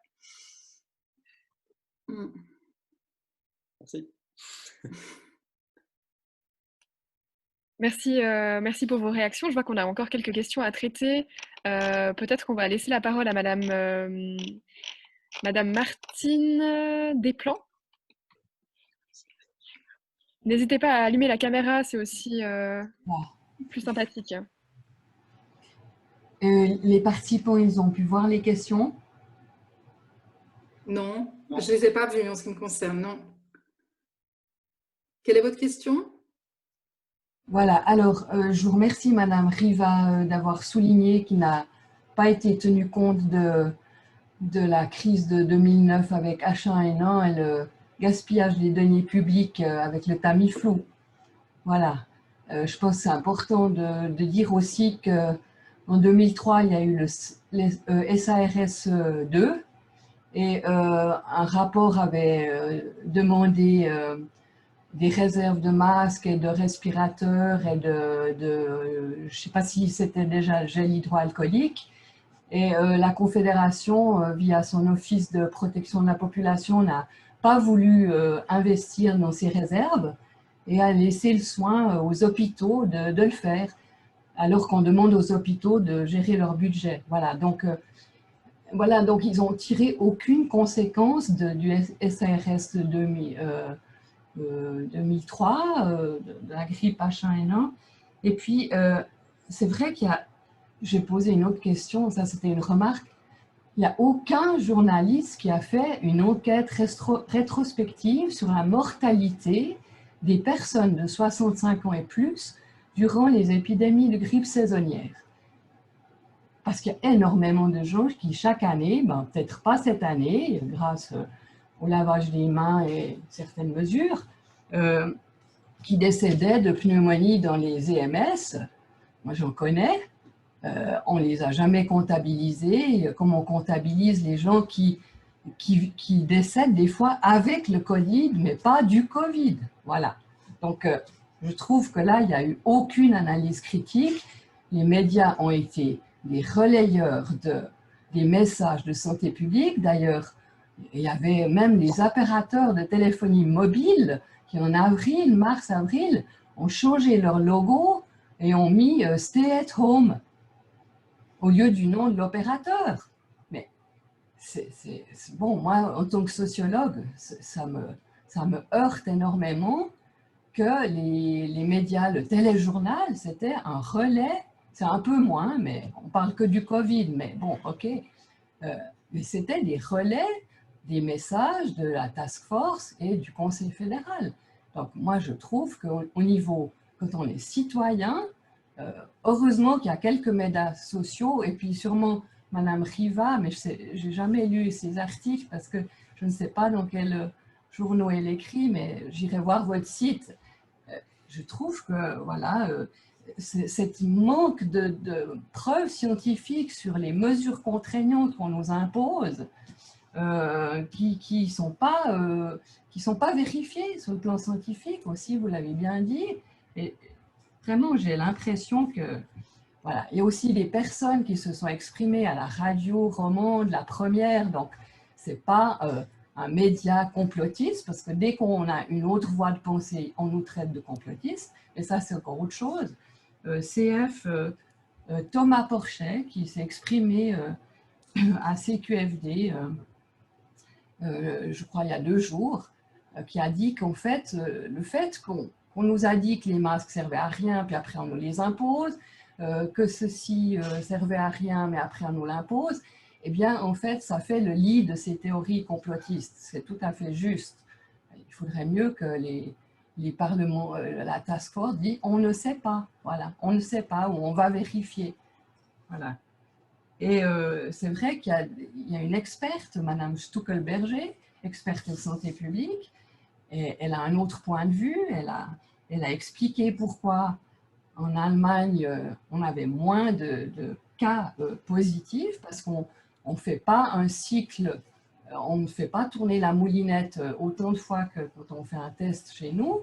Chez nous, c'est 45 fois, en Allemagne, c'est 25 fois. On fait tourner la moulinette après le test PCR pour chercher le génome du Covid.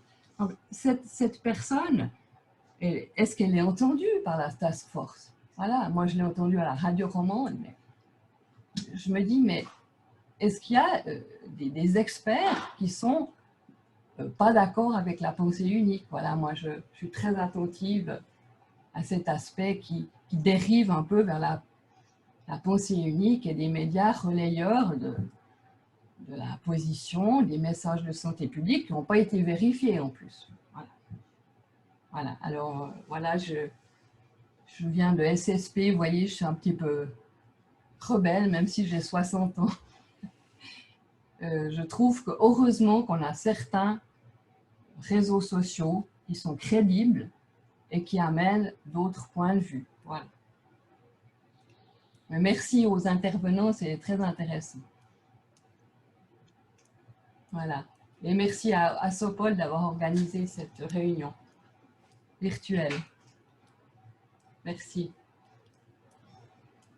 Voilà, j'ai terminé.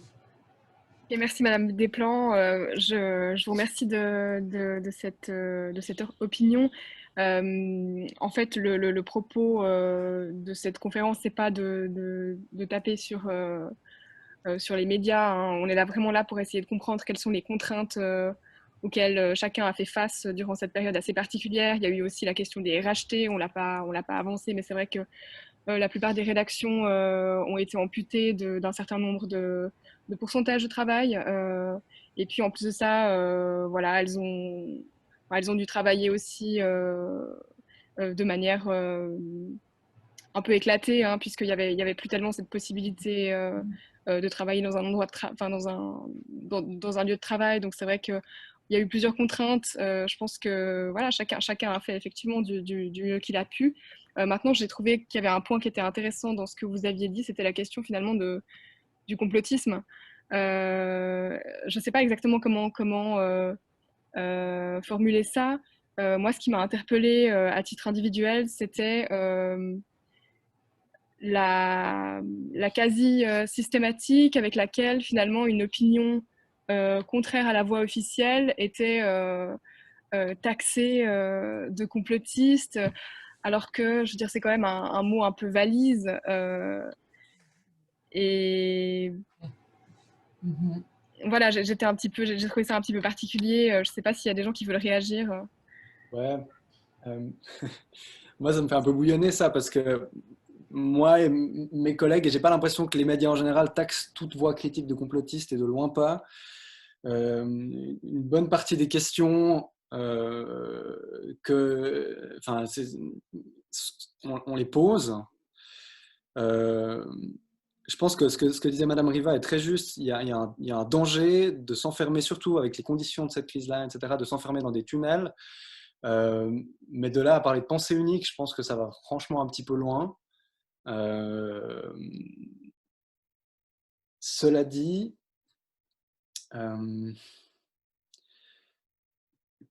ouais, je sais pas, sur le complotisme en tant que tel, je sais pas si on peut vraiment apporter des réponses convaincantes là-dessus. Moi, j'ai eu beaucoup de discussions avec plein de gens que je connais sur des questions que je maîtrise pas forcément mieux qu'eux, qui les maîtrisent pas forcément mieux parce qu'ils ont lu 3 articles sur des réseaux sociaux, de loin pas. Il y a aussi je crois que le cœur de ce qu'on peut appeler le complotisme, si on fait vraiment une soirée à parler de ça, c'est le fait d'être certain que telle ou telle petite question va permettre de changer toute la donne, et puis qu'il y a une grande lecture derrière là-dedans. Et là-dessus, parce que le fait de poser, il y a plein de questions pertinentes qui ne sont pas assez posées, etc. Et c'est clair que nous, en tant que média avec une grande influence, on a un danger que si on oublie certains aspects, les gens nous font plus confiance aussi à nous, puis nous, on ne fait pas bien notre travail. Donc et puis après, ça fait que les gens se disent « Ah, c'est justement les questions qui dérangent, qui n'ont pas été posées », alors qu'en fait, souvent, pas vraiment. Et puis moi, j'aimerais bien entendre Madame Riva, si on peut, sur cette question du degré de grossissement des tests PCR, les 25, 45, 30, je ne sais pas combien. Déjà, il me semble que ce n'est pas du tout 45 en Suisse, on est plutôt autour de 30, je ne sais pas quoi. Et j'ai l'impression que si on réfléchit un petit peu, ça ne change pas grand-chose aux fondamentaux de la gestion de l'épidémie. Et je vois des gens qui se concentrent sur une question comme ça, et je ne suis pas sûr que ce soit la solution, franchement. Voilà. Alors bon, la question des tests PCR, je ne suis pas du tout une experte dans le domaine, mais en fait, le problème, c'est qu'en Suisse, on ne sait pas à combien de cycles, en fait, combien de cycles les laboratoires font. Il doit y avoir, en fait, une assez grande marge, en fait. Je pense qu'il y a probablement des laboratoires qui font 40 à 45 cycles, en fait. Donc, ça, c'est vrai. Le problème, en fait, c'est qu'est-ce que dit en fait un test PCR, quoi. Enfin, je veux dire, le test PCR, il n'est pas là pour démontrer l'infectiosité d'une personne, en fait. Et nous, ce qu'on attend d'un test dans une situation comme celle-là, c'est qu'ils nous disent est-ce que cette personne peut en infecter d'autres ou pas. Donc, en fait, le test est là pour montrer s'il y a ou non une présence, en fait, de débris d'ARN, en fait, dans la personne qu'on est en train de tester. Donc voilà. Ensuite, il y a avec les tests, ça, à chaque fois quand on fait des screenings en fait dans les populations, c'est la sensibilité du test, c'est-à-dire quel nombre de personnes positives va permettre d'identifier de manière correcte. Et puis, sa spécificité, c'est est-ce qu'il va aussi identifier de manière correcte les gens qui ne sont pas positifs, en fait. Et c'est vrai qu'avec le test qui est actuellement utilisé, donc celui qui a été mis au point par Christian Drosten, en fait, en Allemagne, on a un problème, en fait, par rapport à ça, c'est que c'est un test de recherche, c'est pas du tout, en fait, un test qui a été conçu pour être employé largement comme ça, dans des conditions de santé publique, voilà. Ensuite, on a maintenant une autre génération de tests qui arrivent, qu'on appelle les rapid tests. On a aussi des problèmes, en fait, avec ça. Donc, ce qu'on nous a beaucoup indiqué dans ce qu'on a pu lire dans les médias, on nous parle beaucoup de la sensibilité des tests, c'est-à-dire on nous dit qu'il est sensible à 97, 98, 99%. Le problème, c'est qu'en fait, un test trop sensible, on a eu un exemple comme celui-là, sauf erreur, en 2016, en fait, en New York, on a eu une épidémie qui a été inventée, en fait, par un test trop sensible, en fait, comme ça. Donc ça, c'est des cas qui existent aussi. Et c'est ça un petit peu le problème. C'est que je pense que ça, dans les conditions dans lesquelles s'est faite l'information en fait, actuellement, c'était toujours très difficile. En fait, pour les journalistes, ils sont à la fois très près en fait, des gens du pouvoir en fait, qui sont là comme ça, puis c'est toujours d'arriver en fait, à prendre de la distance par rapport à ça. Et puis il y a aussi en fait, après les contraintes de narration qu'impose le média, c'est particulièrement visible en fait, à la télévision, où par exemple, quand vous faites un débat, vous avez besoin de penser en scénario, en fait, avec un casting, c'est-à-dire en fait, il va y avoir le partisan de celle qui est contre. En fait, il faut aussi essayer de ne pas avoir que des hommes. Il faut qu'on ait aussi des femmes qui viennent, etc. Il faut qu'on ait une certaine représentativité. Donc, plein de contraintes, en fait, aussi, qui, de toute façon, immanquablement, sans qu'il y ait une mauvaise intention de la part des personnes, en fait, risquent d'orienter, en fait, la discussion vers une discussion. Je crois qu'en fait, de manière générale, la situation actuelle, elle doit nous inviter, en fait, à remettre en cause ce qu'on pensait des présupposés inébranlables, par exemple, enfin, je veux dire, qui vont de soi. C'est-à-dire que souvent, en fait, l'intuition, ce qui nous semble logique, c'est quelque chose qu'on voit souvent en médecine, en santé publique, ça ne se passe pas comme on croit. On a plein de mesures, plein de médicaments dont on pensait qu'ils pouvaient que marcher, qu'ils pouvaient que faire du bien, et on s'est rendu compte, en fait, après les avoir implémentés, parce qu'on ne les avait pas testés correctement avant avec des essais randomisés contrôlés, qu'en fait, ils faisaient plus de mal que de bien. Et c'est actuellement, je dirais, le gros questionnement qui manque, c'est est-ce qu'on n'est pas en train de faire plus de mal que de bien, en fait, même si on agit avec les meilleures intentions là derrière. Il y a aussi, effectivement, le problème, c'est qu'on a un problème de liberté de parole, en fait, actuellement. J'ai été vraiment frappée, en fait, en relisant un article qu'avait écrit une consoeur dans The Atlantic en 2009, c'est à quel point, à l'époque, la parole était libre. Actuellement, je pense que cette journaliste n'oserait plus jamais écrire les choses qu'elle a faites. Elle aurait peur d'être taxée d'antivax, etc. Donc, en fait, il y a aussi un aspect d'autocensure, en fait, qui se fait. C'est-à-dire qu'on a mis des étiquettes sur les camps. On a dit ceux-là, c'est les rassuristes, ceux-là, c'est les complotistes, ceux-là, c'est ci, ça. Et on voit aussi bien chez les scientifiques que aussi chez les chroniqueurs, que chez les parlementaires, en fait, les gens n'osent plus parler, en fait. Et ça, c'est vrai que c'est très dommage parce qu'on n'a jamais eu autant besoin d'échanger et de liens. On est tous séparés les uns des autres physiquement, en fait. Ce serait vraiment très important de dialoguer. Mais c'est vrai que le dialogue, il doit se faire de manière respectueuse. J'ai dit, par exemple, les déchirures qu'il y a actuellement dans la communauté scientifique, les gens ont perdu toute leur manière, en fait. Et ça, c'est un vrai problème, en fait. Vous ne convaincrez jamais personne qu'il a tort en lui disant « t'es stupide », en fait. Voilà, personne n'est d'accord d'entrer en matière quand on lui dit qu'il est idiot. Donc, et le problème, c'est qu'en fait, au niveau des discussions se fait celui-là. Soit il est paternaliste, soit il est jugeant, etc. Donc, sur la question des tests PCR, par exemple, c'est vraiment une question qui mériterait d'être discutée. C'est-à-dire, en fait, est-ce qu'on pense que c'est adéquat d'utiliser ça comme indicateur pour voir la gravité? Est-ce qu'on ne devrait pas prendre d'autres indicateurs? C'est des questions qui sont légitimes. Après, le problème, c'est de penser, oui, j'ai trouvé, c'était frappant, par exemple, dans un film comme Hold Up, c'est simplement de trouver par association, par accointance, de dire, oui, c'est bon, là, c'est bon, j'ai le scénario, j'ai compris, en fait, ce qui se passe. Il n'y a pas de preuve qui est apportée, en fait, là-dedans. Et de la même manière, c'est ce qui manque, en fait, actuellement, c'est qu'en fait, il y a des choses qui sont assénées et prétendues, mais on attend toujours, en fait, des preuves que ce soit vraiment le cas. C'est ce qui nous manque, en fait, en ce moment, c'est que on devrait avoir beaucoup plus ce souci, c'est-à-dire je dois pouvoir étayer ce que j'affirme et pas seulement me reposer sur mon statut pour pouvoir dire oui parce que je sais pas, parce que je suis expert, parce que si, parce que ça, j'ai le droit d'affirmer des choses sans devoir la preuve à mes lecteurs, à mes auditeurs, à mes téléspectateurs. Je vous remercie pour cette réponse. On va prendre une ou deux dernières questions. Je vois qu'il y a Gabriel de la Baïs qui souhaitait poser des questions. Gabriel, peut-être que vous pouvez prendre la parole tout de suite et puis mettre la caméra. Volontiers. Voilà. Je ne sais pas si on m'entend, on me voit. On vous entend, on ne vous voit pas. Voilà. Normalement, vous pouvez mettre la caméra maintenant. Est-ce que vous nous entendez, Gabriel? Okay. Voilà, je crois qu'on me voit. Voilà, parfait. Oui, merci. Tip top. Déjà, merci pour l'organisation, puis merci pour les interventions des deux intervenants qui apportent beaucoup d'éléments. C'est tout à fait intéressant d'entendre tout ça. J'avais plusieurs questions. Enfin, vous avez parlé notamment du rôle d'information à la fois de transmission politique et puis d'information généraliste et puis du rôle du questionnement en fait du média. Mais est-ce que, il y a eu 2-3 éléments qui ont été avancés sur le rôle social, mais moi je m'interrogeais surtout sur le rôle social du média, parce qu'on voit avec cette crise, les gens, moins pendant la première vague, mais maintenant avec la deuxième vague, les gens commencent à se poser beaucoup de questions. Il y a beaucoup de théories complotistes qui émergent dans tous les coins. En particulier sur les réseaux sociaux, ça pullule, les gens ne savent plus qui croire, ils ont un flot d'informations continu tous les jours, etc.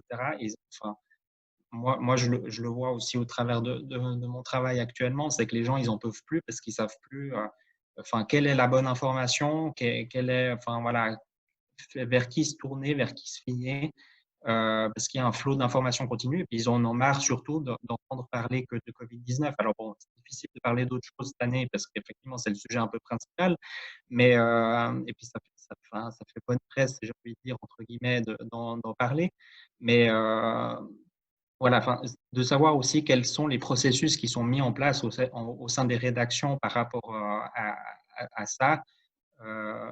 Voilà, enfin, savoir s'il y a un filtre en fait qui s'exerce et puis comment ça se fait, quel est vraiment ce rôle social d'information à la population.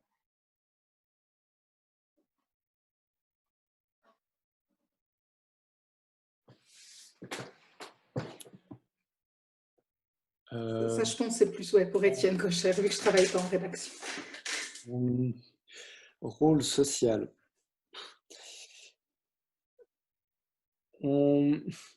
Disons, ce qui est certain, c'est qu'il n'y a pas de filtre et il y a peu de codes et de règles.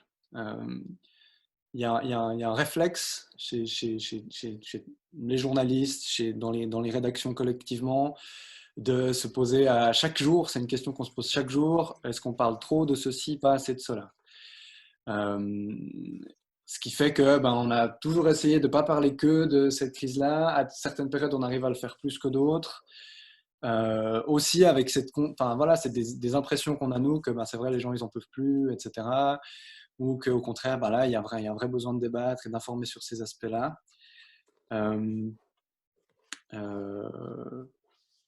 Ouais, deux choses. C'est que d'une part, non, il n'y a pas de règles, il n'y a pas de filtre, il y a une conscience, une volonté de bien faire. Et le corollaire de ça, c'est que malheureusement, il y a des angles morts. Et il y a des fois des périodes je sais pas, ça peut être un jour, ça peut être une semaine où collectivement on ne voit pas, où on s'emballe pour un sujet. Et puis après, tôt ou tard, on finit par se rendre compte, par vouloir passer à autre chose, par vouloir équilibrer, etc. Des fois en faisant l'extrême inverse, etc.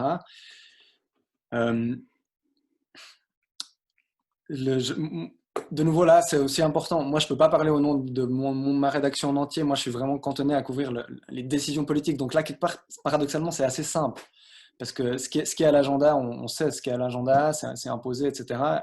De savoir de manière générale, est-ce qu'on fait beaucoup d'articles sur comment est-ce que les gens vivent la crise, certains aspects du confinement, les impacts économiques, les impacts sociaux, etc. Trouver l'équilibre, c'est vrai que c'est un cauchemar en fait, de trouver le bon équilibre. Et puis on n'est jamais sûr de l'avoir trouvé. Et puis chaque jour, on arrive et puis on essaie de faire un petit peu mieux que le jour d'avant. Voilà. Merci beaucoup. Je ne sais pas si tu as répondu à ta question. Peut-être que moi, je peux ajouter quelque chose aussi. Enfin, durant cette crise, j'ai eu l'occasion de travailler en fait dans l'actu d'un média généraliste. Et puis c'est vrai qu'il y avait vraiment... déjà, j'ai commencé en tant que pigiste là-bas, donc je pense qu'il y avait vraiment un réel besoin en termes RH. Et puis c'est vrai qu'il y a eu il y avait en fait en continu tous les jours cette réflexion finalement entre qu'est-ce que les gens veulent savoir et puis comment peut-on les servir l'information au mieux à travers l'actualité aussi anxiogène soit-elle. Donc voilà. J'ai l'impression qu'en fait, ce qui a été un peu perdu en fait pendant cette période, justement, toujours avec une volonté de bien faire, en fait, c'est que il y a quelque chose qui a été oublié, à mon avis, c'est la mission de quatrième pouvoir. Et elle était d'autant plus importante que actuellement, et ça a été particulièrement le cas en fait ce printemps, et ça l'est aussi maintenant un petit peu, c'est que la population suisse actuellement, elle est assez mal protégée. Elle a plus en fait les outils de protection qui en principe lui garantissent en fait qu'elle est protégée contre certains abus de pouvoir. En fait, actuellement, elle y est plutôt livrée. Et le fait que des pouvoirs aient été restitués en fait au canton n'a pas vraiment amélioré la situation. En fait, il y a certains gouvernements cantonaux qui se sont découverts des tendances comme ça en fait assez autoritaires et il n'y a pas grand chose en fait qui est opposé à ça. Enfin, je veux dire, qui pose la question de la légitimité de ces mesures-là. Ça, c'est un constat qui est assez glaçant. parce qu'on est peut-être vraiment dans le dernier pays du monde où on pensait en fait que ça pouvait arriver comme ça en fait aussi vite. Je pense que le corps journalistique doit faire un peu d'autocritique en fait par rapport à ça, c'est-à-dire c'est de se demander est-ce qu'on a été à la hauteur de cette mission-là. C'est qu'à vouloir bien faire, à vouloir essayer de communiquer des chiffres, de vouloir de monitorer comme ça en fait ce qui est en train de se passer. Est-ce qu'on a assumé notre mission de protection en fait, de la population contre certains abus de pouvoir, alors qu'on était dans une constellation qui, même si elle a le côté bon enfant de notre conseiller fédéral, d'Alain Berset qui est sympathique, etc., je veux dire, est quand même en fait une prise de pouvoir de l'exécutif. En fait, on est d'accord avec une abdication du législatif, mais actuellement les législatifs n'ont toujours pas repris la main en fait en Suisse, que ce soit bien au niveau cantonal qu'au niveau fédéral. Et même si tout décès Covid est un décès tragique et pour les proches, c'est une perte et c'est une douleur, est-ce qu'on est véritablement en fait, dans une crise sanitaire qui nécessite un état d'exception de ce point de vue-là? Et actuellement, il n'y a plus que les médias qui peuvent porter cette question. Les législatifs s'en sont rendus eux-mêmes incapables, en fait. Et ça, c'est devenu quasiment impossible aujourd'hui maintenant d'organiser des référendums ou des initiatives, c'est devenu extrêmement compliqué de recueillir des signatures. Donc, en fait, ce qui garantit notre protection, ce qui garantit notre statut de souverain, est en train de s'effriter, en fait. Et par rapport à ça, c'est vraiment important que les législatifs et que le souverain puissent reprendre la main par rapport à ça. Et actuellement, il n'y a que les médias qui sont en position en fait, de réclamer en fait, ce rôle-là pour la population. Il faut bien voir, je veux dire, actuellement, on n'a pas des infrastructures hospitalières qui se sont effondrées, on n'a pas, pour l'instant, l'économie ne s'est pas encore effondrée, etc. Donc, on n'a pas une situation qui justifie qu'on abandonne tout de cette façon-là. Et j'aurais rappelé jusqu'en 2013, quand la population a accepté la révision de la loi sur les épidémies, on lui a dit il n'y aura jamais de vaccination obligatoire, il n'y aura jamais ci, il n'y aura jamais ça. Si on a besoin de cette loi, c'est pour pouvoir mieux monitorer les infections nosocomiales. Je pose la question, on en est où dans les infections nosocomiales? Est-ce qu'on a vraiment amélioré la situation depuis la... Enfin, je veux dire, ça, c'est des choses qu'on retrouve dans nos archives, c'est des choses qui existent dans notre mémoire. Il faut la convoquer et puis... voilà. Et puis j'aimerais enfin aussi dire, enfin, dernier mot par rapport au complotisme. Le complotisme aussi, il existe parce que les vrais complots, ça existe aussi. Il y en a eu. Et d'avoir une méfiance fondamentale par rapport à des acteurs comme l'industrie pharmaceutique, c'est faire preuve de bon sens. C'est pas être fou, c'est pas être paranoïaque en fait. Je veux dire, on a suffisamment d'années. Je veux dire, les revenus que ces sociétés peuvent générer sont dans une telle... ont aucune commune mesure avec les pénalités dont ils doivent s'acquitter, par exemple. Je veux dire, l'incitation est toujours beaucoup trop forte, en fait, pour qu'elles n'essayent pas d'agir dans ce sens-là. Même s'il y a des gens honnêtes qui peuvent travailler dans ces sociétés, etc., c'est normal de poser ces questions-là. Comme l'a dit l'une des intervenantes, le Tamiflu, c'est 20 milliards de deniers publics qui ont été jetés à la poubelle. Donc, il faut, voilà, je pense qu'il faut tirer les leçons du passé, il faut prendre la mesure de la gravité de la situation dans laquelle on est, en fait, en termes aussi de crise politique en Suisse, sous couvert de crise sanitaire, mais c'est avant tout, en fait, une crise politique, et on a vraiment de quoi avoir très peur pour nos institutions. Et je pense que là, les médias ont un vrai rôle à jouer, beaucoup plus qu'à faire des diagrammes pour montrer les taux d'occupation en fait, aux soins intensifs, par exemple. Merci beaucoup pour ces explications. Je pense qu'on va gentiment clôturer le débat qui était vraiment hyper intéressant, très, très enrichissant. Et c'est vrai qu'on approche des 2 heures, donc je pense qu'on va gentiment boucler. Je voulais remercier tout d'abord nos 2 intervenants, M. Étienne Kocher, Mme Catherine Riva. Merci beaucoup d'avoir accepté de prendre part à cette discussion, de répondre aux questions. On a vraiment pu voir... Enfin, moi, je pense que le but de notre débat, il a été atteint. On a vraiment pu voir 2 visions qui nous ont permis d'apprendre plein de choses, d'apprendre des choses aussi qui se vivent à l'interne en tant que journaliste, autant cette pression... plus forte, ou bien justement on a pu soulever des interrogations comme la base fragile scientifique, des choses qui ne sont pas forcément relevées tout le temps, mais que là on a pu les relever. Donc je voulais vraiment vous remercier énormément. C'était très enrichissant. Je pense qu'on a tous appris beaucoup de choses et je pense qu'on en ressort tous grandis et avec beaucoup plus d'informations. Je voulais remercier aussi la Sopol parce que c'était une très belle collaboration. Moi, en tant que responsable de l'ESOPOL, on est quand même une petite section au sein de l'AESP et ça a été vraiment un honneur de pouvoir collaborer et de pouvoir faire un débat comme ça. Et puis, je pense que si personne n'a d'autre chose à dire, je pense qu'on va gentiment clôturer cette discussion. Julia, c'est bon pour toi, je pense? Pour moi, c'est en ordre, ouais, merci. Je ne sais pas si vous avez autre chose à ajouter, Monsieur Kocher, Madame Riva. Bon, merci pour l'invitation, c'était intéressant. Ça J'ai nous aussi a appris beaucoup de choses moi, donc franchement, c'est super. C'est parfait du coup. Et voilà, du coup, on vous souhaite à tous une excellente soirée. On aurait adoré pouvoir vous offrir un apéro après, mais malheureusement, voilà. Mais ce sera, j'espère, pour une prochaine fois. Et du coup, je vous souhaite une excellente soirée, une très très bonne continuation. Et merci encore. Merci à vous. Bonne soirée. Au revoir. Merci, bonne soirée. Au revoir. Au revoir. Soirée.